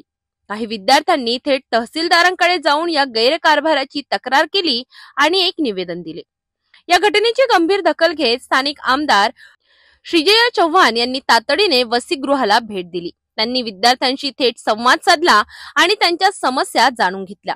यावेळी विद्यार्थ्यांनी जेवण आणि प्रशासनाच्या गैरवर्तनाबद्दलच्या तक्रारी त्यांच्या समोर मांडल्या। या सर्व प्रकाराने आमदार चव्हाण चांगल्याच संतापल्या। त्यांनी वसतिगृह प्रशासनाला धारेवर धरत या व्यवस्थेत तातडीने सुधारणा करा, अन्यथा गाठ माझ्याशी आहे असा स्पष्ट इशारा दिला। आळ्या निघालेले साफसफाईने बरोबरच आहे की मग की इकडे उद्धट बोलतात सगळे, असं चालणार नाही। लेकरांवर संस्कार पडतात असं बोलू नका त्यांच्याशी। तुम्ही जर उद्धट बोलायला लागले त्यांच्याशी तर भविष्यात ते तुमच्याबरोबर उद्धट बोलतील। लास्ट वॉर्निंग आहे तुम्हाला, परत एकदा मला जर इकडनं काय ऐकायला भेटलं मी शांत राहणार नाही। विद्यार्थ्यांशी संवाद साधून त्यांच्या समस्यांवर लक्ष ठेवण्यासाठी त्यांनी एक व्हॉट्सअप ग्रुप तयार केला असून या ग्रुपवर स्वतः लक्ष ठेवणार असल्याचे त्यांनी सांगितले।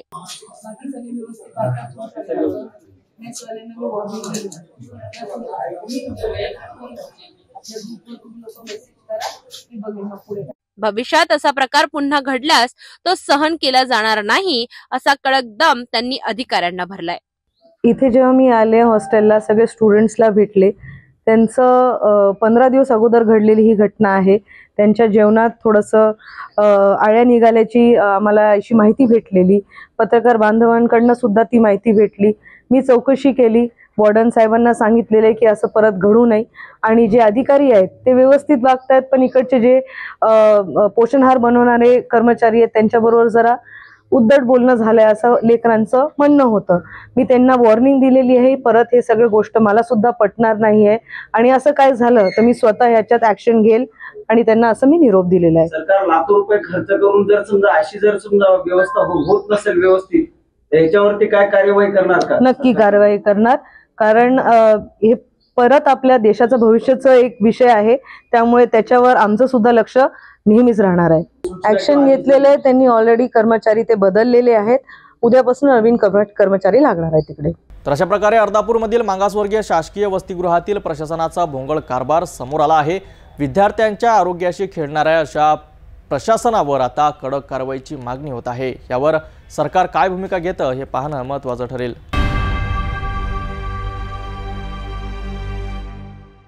शेतकरी बांधवांसाठी अत्यंत महत्त्वाची बातमी। हवामानाचा अचूक अंदाज सांगणारे सुप्रसिद्ध हवामान तज्ज्ञ पंजाबराव डग यांनी येरोड येथे शेतकरी मार्गदर्शन कार्यक्रम घेतला। या कार्यक्रमात पिकांवरील सध्याच्या हवामानाचा परिणाम, पुढील पावसाचा अचूक अंदाज, आणि पीक व्यवस्थापनाचे महत्त्व यावर सविस्तर मार्गदर्शन करण्यात आले। मराठवाड्यातील शेतकरी बांधवांसाठी ही माहिती अतिशय उपयुक्त ठरणार आहे। लातूरच्या एरोड येथील संत सावळामाळी नर्सरी येथे बुधवारी विशेष मार्गदर्शन कार्यक्रम पार पडला। हवा कृषी सेवा केंद्र आणि संत सावतामाळी नर्सरी यांच्या संयुक्त विद्यमाने हा कार्यक्रम आयोजित करण्यात आला होता। हवामान तज्ञ पंजाबराव डक हे शेतकरी बांधवांसाठी हवामानाचा अचूक अंदाज मोफत देतात। त्यांच्या अंदाजामुळे शेतकरी योग्य वेळी पीक संरक्षणाची उपाययोजना करतात, खत पाणी व्यवस्थापन ठरवितात आणि उत्पादनात वाढ करतात। कार्यक्रमात पंजाबराव डक यांनी 10 सप्टेंबर रोजी शिरूर, अनंतपाळ तालुक्यासह परिसरात मुसळधार पाऊस होण्याचा अंदाज वर्तविला। तसेच शेतकरी बांधवांनी सोयाबीन आणि इतर खरीप पिकांवरील रोग व्यवस्थापन, कीड नियंत्रण, खतपाणी नियोजन याबाबत काळजी घ्यावीची यावर सविस्तर मार्गदर्शन केले। या कार्यक्रमाला परिसरातील शेतकरी बांधव मोठ्या संख्येने उपस्थित होते। शेतकऱ्यांनी पंजाबराव डक यांना प्रश्न विचारले आणि त्यांनी प्रत्येक प्रश्नाचे समाधानकारक उत्तर देत योग्य मार्गदर्शन केले। शेतकरी बांधवांनो, हवामानावर आधारित योग्य नियोजन केल्यास पीक उत्पादनात वाढ होते।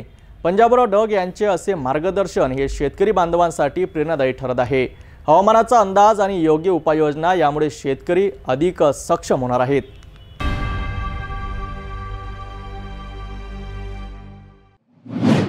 भाजप सरकारने बहुमताच्या जोरावर मंजूर केलेला जनसुरक्षा कायदा आता वादाच्या भोवऱ्यात सापडला आहे। हा कायदा लोकशाही विरोधी असल्याचा आरोप करीत उद्धव बाळासाहेब ठाकरे गटाची शिवसेना आक्रमक झाली आहे। नांदगाव तालुक्यातून एक कायद्याविरोधात तीव्र आंदोलनाचा इशारा देण्यात आला आहे। या कायद्यामुळे सामान्य नागरिकांच्या स्वातंत्र्यावर गदा येईल असा आरोप शिवसेना पदाधिकाऱ्यांनी केला आहे। महाराष्ट्रामध्ये जनसुरक्षा कायदा मंजूर झाल्यानंतर आता त्यांचा विरोध सुरू झालाय। नांदगाव तालुक्यातील उद्धव बाळासाहेब ठाकरे शिवसेनेने या कायद्याविरोधात तीव्र भूमिका घेतली आहे। शिवसेना पदाधिकाऱ्यांनी नांदगाव तहसील कार्यालयात नायब तहसीलदार देवेंद्र कुरे यांना निवेदन दिले। या निवेदनात त्यांनी हा कायदा तात्काळ रद्द करण्याची मागणी केली आहे। शिवसेनेच्या मते हा कायदा लोकशाही मूल्यांचे उल्लंघन करतो, त्यामुळे निष्पाप जनतेवर अन्याय होईल आणि त्यांच्या लोकशाही हक्कांची पायमल्ली होईल। जर हा कायदा रद्द झाला नाही तर यापुढे तीव्र आंदोलन छेडण्याचा इशाराही त्यांनी दिलाय। लोकशाहीच्या नावाखाली जनतेचा गळा घोटणाऱ्या या कायद्याला आता नांदगावातूनही जोरदार विरोध होत आहे। सरकारने बहुमताच्या जोरावर लोकांवर अन्याय करणारा, लोकांचं स्वातंत्र्य हिरावून घेणारा जनसुरक्षा कायदा आणलेला आहे आणि तो बहुमताने पास करून घेतलेला आहे। यामुळे कोणत्याही व्यक्तीला कधीही अटक करण्याची किंवा त्याच्यावर कार्यवाही करण्याची संधी प्रशासनाला मिळणार आहे आणि त्याच्या माध्यमातून भाजप जे केंद्रात राजकारण करते, कुठल्याही माणसाला उचलण्याचं, ते महाराष्ट्रात करू पाहत आहे। तर या कायद्याची अंमलबजावणी न होता तो त्वरित रद्द करण्यात यावा अशी मागणी शिवसेना उद्धव बाळासाहेब ठाकरे पक्षाच्या वतीने आम्ही करत आहोत। तर ही होती नांदगावहून जनसुरक्षा कायद्याला होत असलेल्या विरोधाची बातमी। या कायद्यावरून राजकारण आणखी तापणार असल्याचे स्पष्ट झाले आहे। यावर भाजप सरकार काय भूमिका घेतं हे पाहणं महत्त्वाचं ठरेल।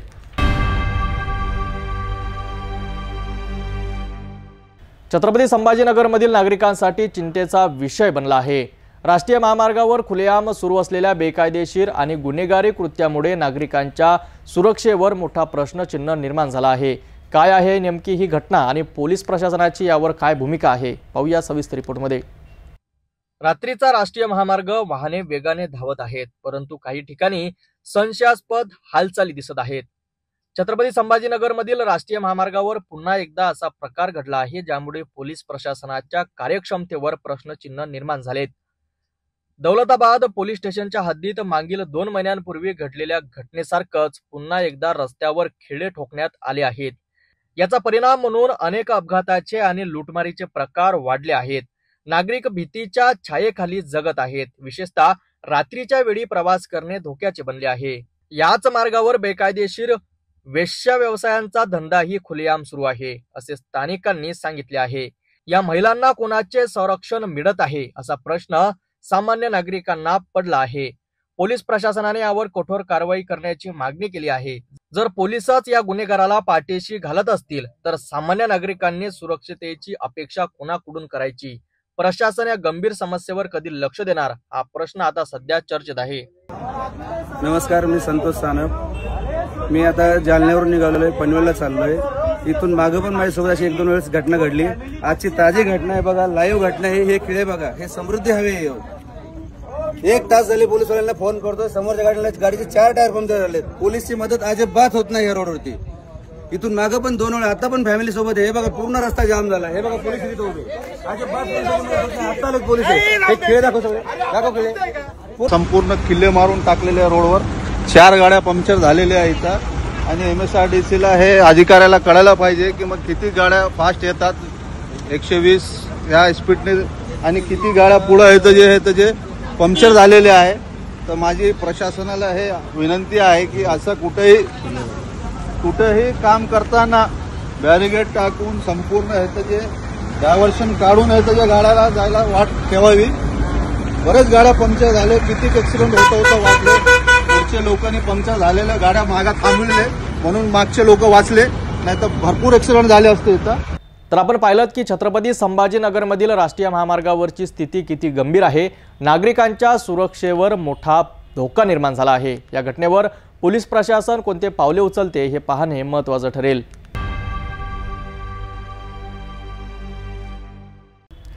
निवडणुका संपल्यानंतर ही आश्वासनं हवेत विरून जातात. असाच काहीसा अनुभव सध्या गोंदिया जिल्ह्यातील सडक अर्जुनी तालुक्यातील मुशानझोरा गावाचे नागरिक घेत आहेत. या गावाला आजही पक्का रस्ता नाही. पावसाळ्यात तर या गावातील विद्यार्थ्यांपासून ते महिलांपर्यंत सर्वांनाच प्रचंड अडचणीचा सामना करावा लागतो. चला पाहूया याविषयीचा एक विशेष रिपोर्ट. हे दृश्य आहे गोंदिया जिल्ह्यातील मुशानझोरा गावाचं, जिथे आजच्या काळातही लोकांना रस्त्यासारख्या मूलभूत सुविधेसाठी संघर्ष करावा लागत आहे. पावसाळा सुरू झाला की या गावाचा मुख्य रस्ता पूर्णपणे चिखलाने भरून जातो. गावकऱ्यांच्या म्हणण्यानुसार प्रत्येक निवडणुकीत त्यांना पक्क्या घराचं आश्वासन दिलं जातं, पण प्रत्यक्षात काहीच होत नाही. याचा सर्वाधिक त्रास मुलांना सहन करावा लागतो. दररोज शाळेत जाण्यासाठी त्यांना या चिखलातून वाट काढत जावं लागतं. त्यांचे बूट आणि कपडे खराब होतात आणि अनेकदा शाळेत पोहोचायला उशीर होतो. केवळ विद्यार्थीच नाही तर गावातील महिलांनाही मोठा त्रास होतो. पावसाळ्यात बाजार हाट किंवा दवाखान्यासारख्या महत्वाच्या कामांसाठी बाहेर जाणं जवळजवळ अशक्य होतं. ग्रामस्थांनी वेळोवेळी ग्रामपंचायत आणि प्रशासनाकडे या समस्येबद्दल अर्ज केले आहेत, पण अद्याप कोणतीही ठोस कारवाई झालेली नाही. त्यामुळे स्थानिक लोकांमध्ये शासन आणि प्रशासनाविरुद्ध प्रचंड संताप आहे. आता हा प्रश्न आहे की लोकप्रतिनिधी आणि प्रशासन या गंभीर प्रश्नांकडे कधी लक्ष देणार आणि मुशानझोरा गावाच्या नशिबी फक्त आश्वासनच राहणार की लवकरच पक्का रस्ता मिळणार. रस्त्याची दुर्दशा आहे, कारण का आधीपासून तो अस्तित्वात गाव आहे मुशानझोरा आणि त्या गावामध्ये जाणे येण्यासाठी रस्ता बरोबर झालेला नाही आहे.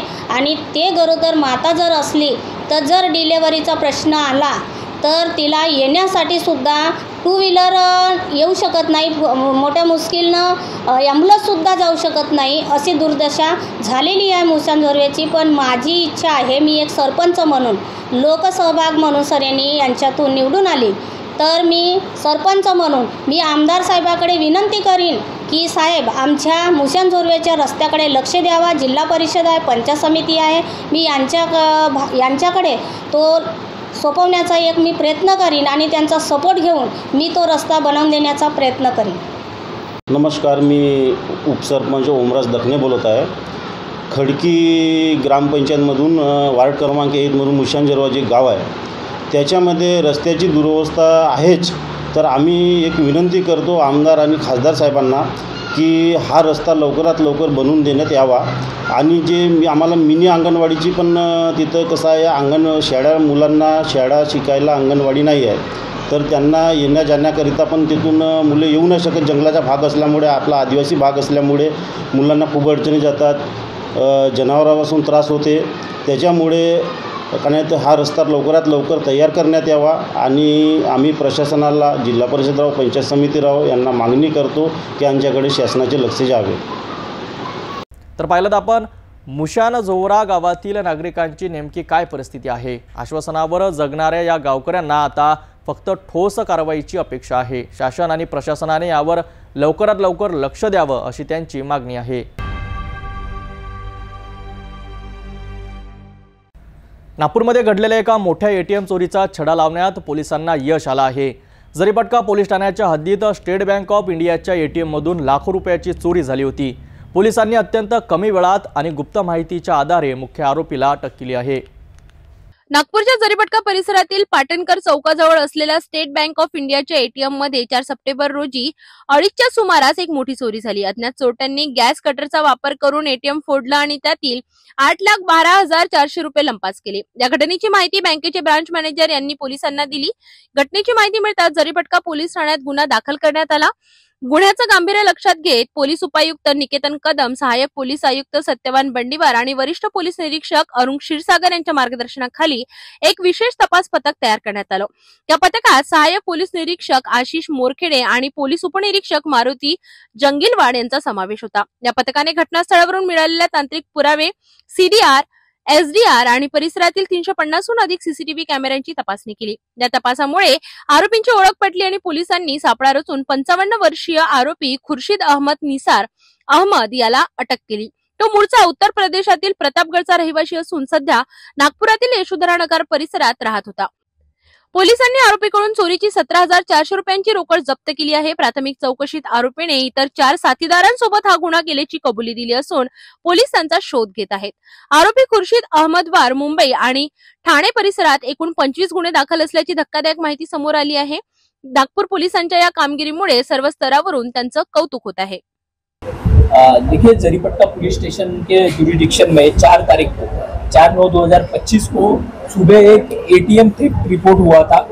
वो एटीएम थेफ्ट रिपोर्ट होने के बाद जब स्पॉट विजिट किया तो ऐसे समझ में आया कि गैस कटर का इस्तेमाल करके ये सब किया गया है और ये जो घटना है रात को 2:30 बजे के करीब हुई थी।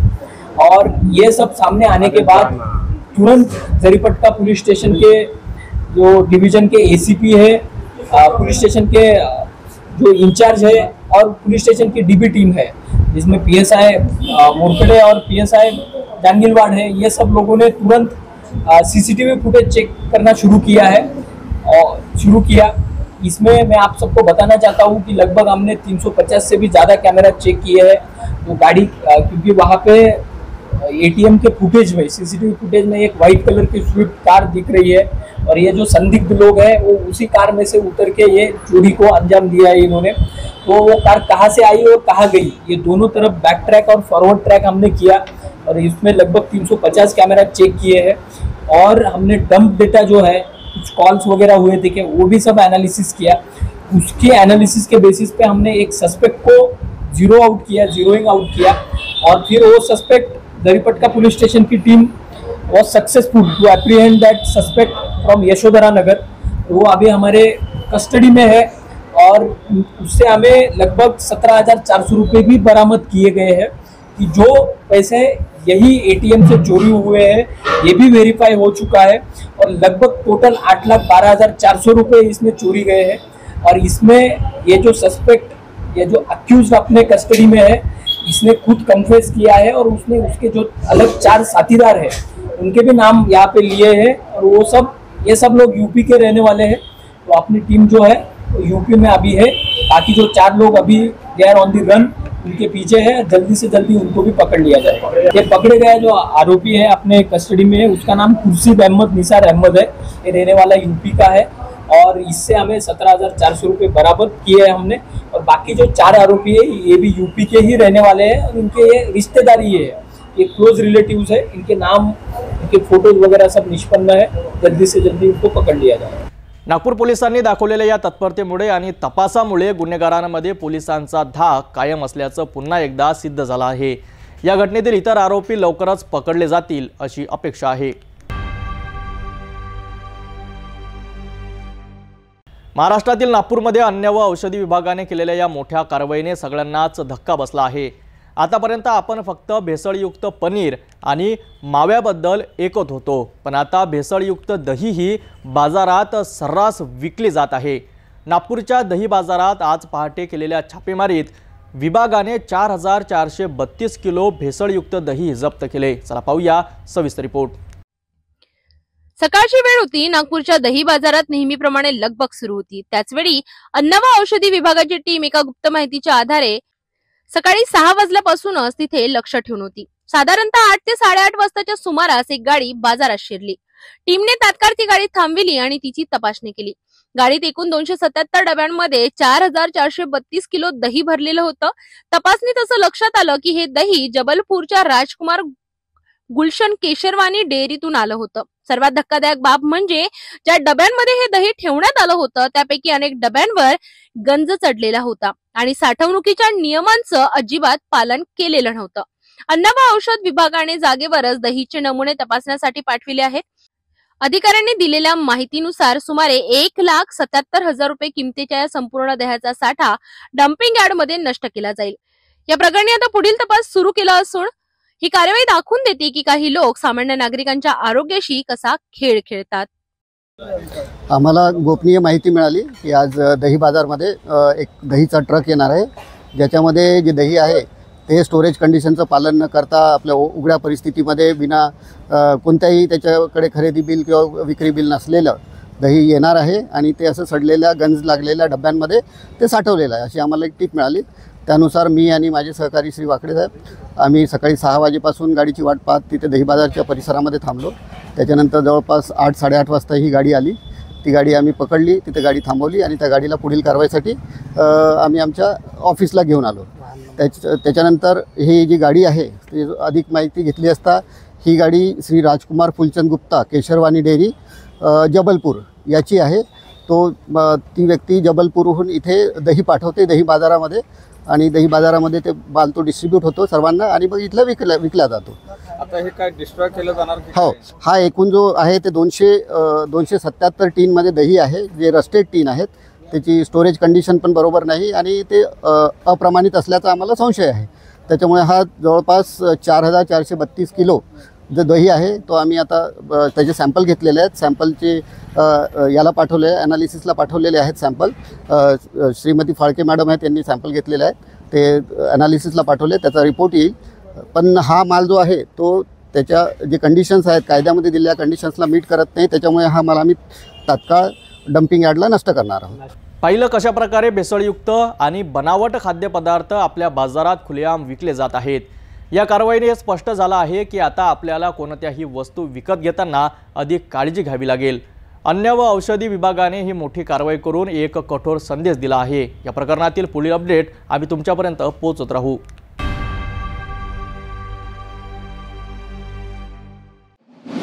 नागपूर जिल्ह्याच्या पारशिवनी तालुक्यात एक अतिशय दुर्दैवी घटना घडली आहे। आंबडी गावात गेल्या 9 दिवसात तब्बल 8 म्हशींचा पाय आणि तोंडाच्या आजाराने बळी गेला आहे। सर्वात गंभीर बाब म्हणजे गेल्या वर्षभरापासून या गावात पशुवैद्यकीय डॉक्टरच नाहीत, त्यामुळे शेतकऱ्याचं मोठं नुकसान झालं आहे। या घटनेचा अधिक तपशील पाहूयात। नागपूर रामटेक राष्ट्रीय महामार्ग 44 वर असलेल्या आंबडी गावात सध्या शोककळा पसरली आहे। गावात पसरलेल्या पाय आणि तोंडाच्या आजाराने शेतकऱ्यांचं कंबरड मोडलं आहे। गेल्या 9 दिवसात एकाच शेतकऱ्याच्या 8 म्हशींचा या आजाराने दुर्दैवी मृत्यू झाला आहे। या संकटाने बाधित शेतकरी हतबल झाला आहे। याबद्दल ग्रामपंचायतीने पारशिवनी पंचायत समितीला पत्रव्यवहार करून मदत मागितली आहे, मात्र अद्याप कोणतीही ठोस कारवाई झाली नाही। या गावात वर्षभरापासून कोणताही पशुवैद्यकीय डॉक्टर नाही, त्यामुळे खासगी डॉक्टरकडून उपचार घेणं शेतकऱ्यांसाठी आर्थिकदृष्ट्या खूपच कठीण झालं आहे। सरपंचांनी शासनाकडे बाधित शेतकऱ्याला तातडीने मदत देण्याची आणि गावाच्या कायमस्वरूपी पशुवैद्यकीय डॉक्टरची नियुक्ती करण्याची मागणी केली आहे। आंबडी गावामध्ये मागच्या 1 वर्षापासून आपल्यातील डॉक्टरचा रिटायरमेंट झाला, तेव्हापासून आता इथं डॉक्टर अवेलेबल नाही। 2-3 महिन्यासाठी फक्त राठोड म्हणून एक डॉक्टर आला होता, ते 2 महिने ॲडिशनल चार्जमध्ये आला होता, तो राहिला। त्याच्यानंतर आता वर्षभरापासून आपल्या इथं डॉक्टर आहेच नाही। 2-3 वेळा कंप्लेंट केल्या तरी ते डॉक्टर दिला नाही त्यांनी, ग्रामपंचायत थ्रू म्हणा या सगळं गावकऱ्याचं म्हणा। आता सध्याच्या परिस्थितीमध्ये घुऱ्यांना खुरीची साथ भरपूर चालू आहे। घुरं दगावून राहिले, काही लोकांचे मेले पण, बच्चा गाई म्हशी पुष्कळ मेले। आता 8-10 मेल्या सर, 8-10-15 गाय ढोरं, तरी आता शासनाचं काही लक्ष नाही आहे। आमच्या इथे 1 वर्षापासून डॉक्टर सरकारी गाय ढोरांचा दवाखाना बंद आहे। त्याकरिता आम्ही डॉक्टरसाठी तर हे ॲप्लिकेशन दिली पंचायत समितीला. आणि जे आता जसं डॉक्टर नसल्यामुळे आम्हाला ते डॉक्टर बाहेरून बोलवा लागतो आणि जे बिमाऱ्या वगैरे राहतात छोट्या मोठ्या बिमाऱ्यासाठी आम्हाला पण प्रायव्हेट डॉक्टर बोलवत आहेत. पण त्या प्रायव्हेट डॉक्टरांना पण जसे औषधी उपचारासाठी असे 1500 1000 असे वेगवेगळ्या प्रकारचे पैसे म्हणजे द्यावे लागतात. आणि त्या समस्येसाठी जरा कास्तकारांपाशी या किंवा गरीब कास्तकारापाशी तेवढीच पैसे नसल्यामुळे ते रोग म्हणजे त्या व्यवस्था नाही करू शकत. आणि त्या नसल्यामुळे ते जनावर बिमार किंवा म्हणजे मरण्याघात जातात त्यांना. आणि या घुराच्या जेव्हापासून खुरींचा हा प्रभाव आला आहे तेव्हापासून कित्येक वेळा डॉक्टरांनी प्रायव्हेट आम्ही पण केले, बोलवले यांना. आणि त्यांनी ज्यांच्यापाशी पैसे आहेत त्यांनी केले, ज्यांच्यापाशी पैशासाठी उपचारासाठी पैसे नाही आहेत त्यांनी न करतामुळे त्यांना ते जनावरांच्या हात धुवा लागतो. मी सीताराम जगन भारद्वाज मुक्काम आंबडी. मी शेती करतो आहे, पण नागपूर जिल्हा दूध उत्पादक संघ उपाध्यक्ष आहे. मला निकेश बसुले यांचा फोन आला होता. आपल्या ढोरांना जनावरांना खूप खुरे आलेले आहेत, पण आंबडी ग्रामपंचायत अंतर्गत पशुवैद्यकीय दवाखाना 1 वर्षापासून बंद पडलेला आहे. कोणीही डॉक्टर इथे फिरूनसुद्धा पाहत नाही. त्या दिवशी जेव्हा मला फोन केला त्या दिवशी मी साटक वेटरनरी दवाखान्यामध्ये मोबाईल केला. चिमोटे साहेबांना विचारला. चिमोटे साहेब म्हणतात ते माझ्याकडे नाही आहे, ते तुमच्या स्टेटसोबत जुळलेलं दवाखाना आहे. मी त्यांच्याकडून रामटेकचा नंबर घेतला.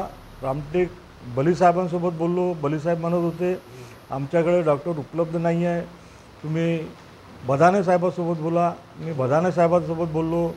बदाने साहेबांनी दुसऱ्या दिवशी 2 डॉक्टरची टीम पाठवली,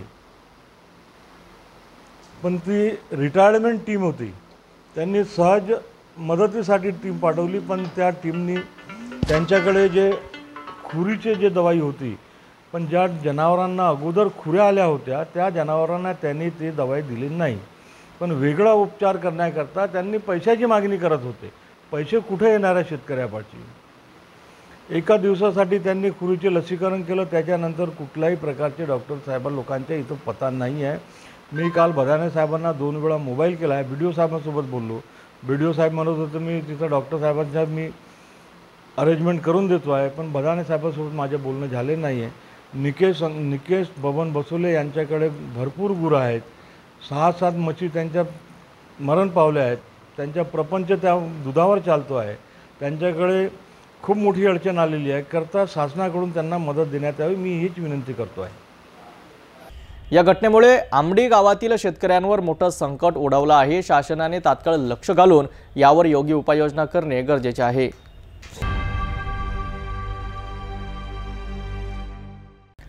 नागपूर शहरात सुरू असलेल्या ऑपरेशन शक्ती अंतर्गत गुन्हेगारी शाखा पोलिसांनी मानवी तस्करी आणि देह व्यापाऱ्याच्या रॅकेटचा पर्दाफाश केला आहे. यशोदानगर पोलीस ठाण्याच्या हद्दीत एका हॉटेलवर छापा टाकून पोलिसांनी 2 आरोपींना अटक केली असून एका पीडित महिलेची सुटका करण्यात आली आहे. हा छापा नेमका कुठे आणि कसा टाकला, तसेच पोलिसांनी या कारवाईत काय जप्त केले, जाणून घेऊया. नागपूर शहरात मानवी तस्करी आणि व्यावसायिक लैंगिक शोषणाचे जाळे उद्ध्वस्त करण्याच्या उद्देशाने ऑपरेशन शक्ती मोहीम सुरू आहे. या मोहिमेअंतर्गत 9 सप्टेंबर 2025 रोजी नागपूर गुन्हे शाखा सामाजिक सुरक्षा विभागाच्या पथकाने गोपनीय माहितीच्या आधारे यशोधरानगर येथील MRO हॉटेलवर छापा टाकला. जयस्वाल बारच्या वर असलेल्या या हॉटेलमध्ये ही कार्यवाही करण्यात आली. छाप्यादरम्यान मनीषपाल सुदर्शन राजपूत वयवर्ष 49, सिमराणी मनीषलाल सिंग राजपूत वयवर्ष 50 आणि एक अल्पवयीन बालक तसेच फरार आरोपी सोनू उर्फ सय्यद अली हे आर्थिक फायद्यासाठी देह व्यापाऱ्यासाठी जागा उपलब्ध करून देत असल्याचे निदर्शनास आले. हे आरोपी पीडित मुलींकडून देह व्यापार करून घेत होते. या कार्यवाहीत पोलिसांनी एका पीडित महिलेची सुटका केली. आरोपींकडून एकूण अंदाजे 1,51,285 रुपये किमतीचा मुद्देमाल जप्त करण्यात आला. नाही, काल दुपारी 9 सप्टेंबरला दुपारी आमच्या इथे जे अंमलदार आहे समीर शेख यांना ही इन्फॉर्मेशन आली होती की कामठी रोड नाका नंबर 2 इथे जयस्वाल नावाचा एक बार अँड रेस्टॉरंट आहे. त्याच्यावर एक MRO हॉटेल नावाचं एक ओयो हॉटेल आहे. त्या ठिकाणी हॉटेल मालिक आणि सय्यद उर्फ सोनू अली नावाचा व्यक्ती हे मिळून देह विक्री व्यवसाय चालवतात अशी माहिती प्राप्त झाल्याने आम्ही रेड करण्याचे ठरवून एक आमचा बोगस ग्राहक त्या ठिकाणी पाठवला, ज्यांनी सय्यद उर्फ सोनू अलीशी कॉन्टॅक्ट करून मग त्या हॉटेलमध्ये गेल्या असता हॉटेलमधील मॅनेजर आणि त्यावेळी उपस्थित हॉटेल मालकाच्या पती यांनी त्यांना पहिल्या माळ्यावरून रूम नंबर 16 एक मुलगी प्रोव्हाइड केली आणि ती रेड कारवाई झाली. या रेड कारवाईमध्ये एकूण 4 लोकांना आम्ही आरोपी बनवला आहे. एक तर हॉटेल मालक ज्याच्या नावाने गुमस्ता होता मनीष पालसिंग राजपूत, त्याची पत्नी सीमा राणी मनीष पालसिंग राजपूत. मॅनेजर हा विधी संघर्ष बालक आहे, 17 वर्ष त्यांनी वय सांगितलं, पण ते थोडी डाऊटफुल वाटतं मला. तिने मोबाईलवर ओरिजिनल आधार कार्ड त्यांनी दाखवलं नाही, जे मोबाईलवर दाखवलं त्यामध्ये थोडंसं जन्मतारखेशी छेडछाड केली असावी असा एक संशय आहे. त्याबद्दल मी यशोधरनगर पोलीस स्टेशनचे वरिष्ठ पोलीस निरीक्षक पुणे साहेब यांना माहिती दिली आहे. आणि चौथा आरोपी जो आहे तो काल आम्ही त्याचा शोध घेतला, तांत्रिक माहिती घेऊन सुद्धा शोध घेतला, पण तो मिळाला नाही. जो सोनू उर्फ सय्यद अली, असे 4 आरोपी आहेत. या कारवाईमध्ये एकूण मुद्देमाल जो जप्त करण्यात आलेला आहे तो विविध आरोपीचे मोबाईल फोन, तिथला DVR आणि इतर जे रेड कारवाईमध्ये जे साहित्य मिळालं असा तो जवळजवळ 1.5 लाखाचा 1,50,000चा मुद्देमाल जप्त करणार. या कारवाईमध्ये मी स्वतः होतो, माझ्यासोबत बाकी टीममध्ये पोलीस अंमलदार समीर शेख, शेषराव राऊत, अश्विन भांगे, कुणाल मसराम, नितीन वासने, किशोर ठाकरे, महिला अंमलदार आरती चव्हाण, पूनम शेंडे असा स्टाफ आमच्यासोबत हजर होता काल आणि त्यांनी यशस्वीरित्या ही कारवाई पार पाडली. महिला जी आम्हाला मिळाली, महिलेचं वय जवळपास 37 वर्ष होती. ही मूळची मुंबईची राहणारी आहे. तिथे ती डान्स बारमध्ये सुद्धा काम करत होती अशी माहिती तिने दिली. आणि तिला 2 मुलंसुद्धा आहे, एक मुलगा मुंबईला राहतो आणि एक इथे कपिलनगरला त्या महिलेसोबत राहतो अशी तिने माहिती दिली. आणि 2 वर्ष आधी ती नागपूरला आली होती. आधी नागपूरला आल्यानंतर त्या मुलीची एक चुलत मावशी जी इथे राहते आणि ती गंगा जमुनामध्ये सुद्धा काम करते अशी तिने माहिती दिली. आणि त्या मावशीच्या रेफरन्स थ्रू ती या आपल्या नागपूरमध्ये या व्यवसायात होती असं तिने सांगितलं. ऑपरेशन शक्ती अंतर्गत नागपूर पोलिसांनी ही महत्त्वाची कारवाई केली आहे. या कारवाईमुळे शहरातील मानवी तस्करीच्या रॅकेटला मोठा धक्का बसलाय. या गुन्ह्यावर अंकुश ठेवण्यासाठी पोलिसांनी सातत्याने प्रयत्न करीत आहेत. आणि अशाच बातम्यांसाठी पाहत रहा सिटी न्यूज. लाखोंच्या मालाची फसवणूक झाली. एका व्यापाऱ्याने मोठ्या विश्वासाने आपला माल एका ट्रान्सपोर्ट कंपनीला दिला, पण तो माल नियोजित ठिकाणी पोहोचलाच नाही. पुढे काय झालं, कसा झाला हा विश्वासघात, चला जाणून घेऊया सविस्तर रिपोर्टमध्ये. नागपूरहून निघालेला 19 लाखांचा माल एका मोठ्या व्यापारी कंपनीने 30 किलोच्या 1000 बॅग तूर डाळीचा माल उत्तर प्रदेशमध्ये पोहोचवण्यासाठी एका ट्रान्सपोर्टरला दिला. गाडी नंबर होता MH28BB 7253 आणि चालक होता ज्ञानेश्वर अवचार. त्याच्यासोबत साहिल खान आणि दलाल लाल बहादूर असे दोघे होते. 23 ऑगस्ट 2025 रोजी सकाळी 11 वाजता हा माल घेऊन गाडी निघाली, पण नियोजित ठिकाणी पोहोचण्याऐवजी ती गाडी इंदोरमध्ये सापडली. विश्वासघात झाला. ज्या 3 लोकांवर माल पोहोचवण्याची जबाबदारी होती ते इंदोरमधून पळून गेले होते. गाडीची पाहणी केली असता 1000 पैकी फक्त 550 बॅग गाडीत होत्या. उर्वरित बॅगची चौकशी केली असता त्या 40 किलोमीटर दूर एका गोदामात उतरवल्याचे समजले. त्यानंतर पोलिसांच्या मदतीने आणि प्रयत्नांनी त्यातील काही माल परत मिळविण्यात आला, पण तोपर्यंत मोठा विश्वासघात झाला होता. तपासणी केली असता एकूण 106 तूर बॅग डाळ गायब झाल्या होत्या, ज्याची किंमत 2,06,000 रुपये होती. धक्कादायक बाब म्हणजे 115 बॅग तूर डाळ पाण्यामुळे खराब झाली होती, ज्यामुळे 2,24,000 रुपयांचे नुकसान झाले. अशा प्रकारे एकूण 4,30,000 रुपयांहून अधिक रकमेची फसवणूक झाली. आता पोलिसांनी या 3 आरोपींविरोधात गुन्हा दाखल केला असून पुढील कारवाई सुरू आहे. या गुन्ह्यातील फिर्यादी विशाल संचिती आहे.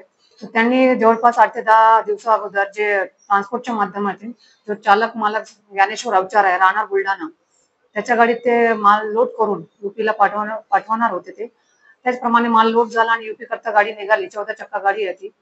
त्यामध्ये जवळपास 1000 तूरचे डाळीचे कट्टे होते. त्यांनी इंदोरमध्येच गाडी थांबवली आणि त्यातला बरेचसा माल त्यांनी तिथं विकलेला आहे. आणि जेव्हा मिल मालकाला माहीत पडला त्यांनी आपले लोक तिथे पाठवले. त्याप्रमाणे जेव्हा ट्रक वापस आला तर तिथून जवळपास 106 कट्टे चोरी आहे आणि 115 कट्टे ते खराब झालेले आहे. यातून एकूण त्यांनी 19,50,000चा माल पाठवला, तर जवळपास त्यांच्या 4,30,000च्या मालाचं नुकसान झालेलं आहे. आणि आता आमच्या ताब्यात एक आरोपी आहे ज्ञानेश्वर अवचार, तो चालक मालक आहे ट्रकचा. त्याचसोबत 3 आरोपी अजून आहे. एक साहिल खान आहे तो औरंगाबादचा आहे आणि एक लाल बच्चन आहे तो भवानीनगर पारडीचा आहे. असे होऊन सध्या 3 आरोपी आहे. परत यामध्ये 2 आरोपी किंवा 1 आरोपी वाढण्याची शक्यता आहे. आणि हे पूर्ण कारवाईला जे मार्गदर्शन केले ते माननीय CP doctor Ravindra Singal sir, joint CP Shri Naveen Chandra Reddy sir आणि उत्तर प्रभागचे प्रमुख श्री दाभाडे सर, झोन 5 चे प्रमुख श्री कदम सर आणि कामठी विभागाचे जे आहेत ACP खेडकर सर यांच्या मार्गदर्शनात ही संपूर्ण टीम आमच्या DBचे जे प्रमुख आहेत श्री अरविंद कोलारे व त्यांच्या टीमने यामध्ये तपास केलेला आहे. इंट्रोगेशन मध्ये असं आलं की आरोपी हा फर्स्ट टाइमच आहे. तो चालक मालक आहे. त्याला काही लालचीच्या ठिकाणी म्हणून हे केलं की आपण असं विकलं तर आपल्याला जास्त फायदा होईल. याच लोभापोटी त्यांनी हे कृत्य केलेले आहे. यापूर्वी आरोपीवर कुठलेही गुन्हे दिसत नाही आहे आणि याच्यात जवळपास भरपूर माल आमच्या जप्त होईल. ट्रक आहे त्यात जवळपास 30 लाखाचा आहे आणि चोरी सामान ते आम्ही जप्त करणार आहोत. एक मोठ्या फसवणुकीचा पर्दाफाश. या घटनेवरून हे सिद्ध होतं की कोणत्याही व्यवहारात विश्वास ठेवताना खूप काळजी घ्यायला हवी. नेहमी योग्य कागदपत्रे तपासा आणि संरक्षणाच्या बाबतीत वेळीच पोलिसांना माहिती द्या. या प्रकरणातील आरोपीवर लवकरच कारवाई होईल अशी आशा आहे.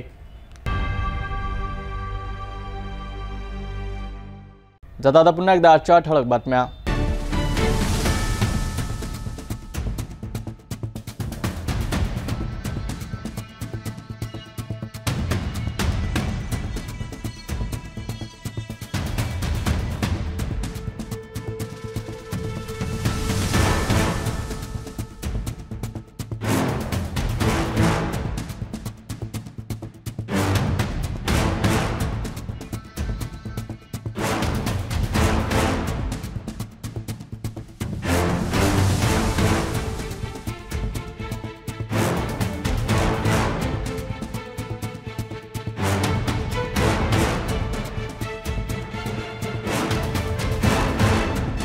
आपण आता सिटी न्यूज चॅनल आपल्या टीव्हीवर सुद्धा बघू शकता. यामध्ये next channel number 117, Jio channel number 872, GTV channel number 73, Fastway channel number 256 वर बघू शकाल. आता अमरावती जिल्ह्यानंतर विदर्भ आणि महाराष्ट्र दर्शक घर बसल्या आपल्या केबल टीव्हीवर सिटी न्यूज बातमी पाहू शकाल.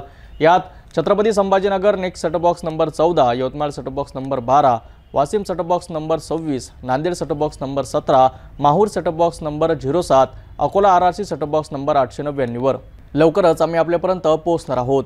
जर आपल्या केबल टीव्हीवर सिटी न्यूज चॅनल दिसत नसेल तर आपण आपल्या केबल ऑपरेटरशी संपर्क करावा. सिटी न्यूज केबलच्या व्यतिरिक्त यूट्यूब, फेसबुक, इंस्टाग्राम आणि ट्विटरवर सुद्धा बघू शकता. याकरिता सोशल मीडिया अकाउंट सबस्क्राईब करा, फॉलो करा, लाईक करा. यूट्यूब अकाउंट सबस्क्राईब करण्याकरिता सबस्क्राईब बटनला क्लिक करा आणि बेल आयकॉन दाबायला विसरू नका, कारण सर्वात आधी समाचार आपल्यापर्यंत पोहोचणार आहेत. तर सिटी न्यूजच्या फेसबुक पेज लाईक करा, इंस्टाग्राम आणि ट्विटर हँडल फॉलो करा. आपण व्हॉट्सअपवर सूचना देऊन सुद्धा न्यूज प्राप्त करू शकता. ही बातमीपत्र वेळेवरच थांबूया. पुन्हा भेटून घडामोडीसोबत. नमस्कार.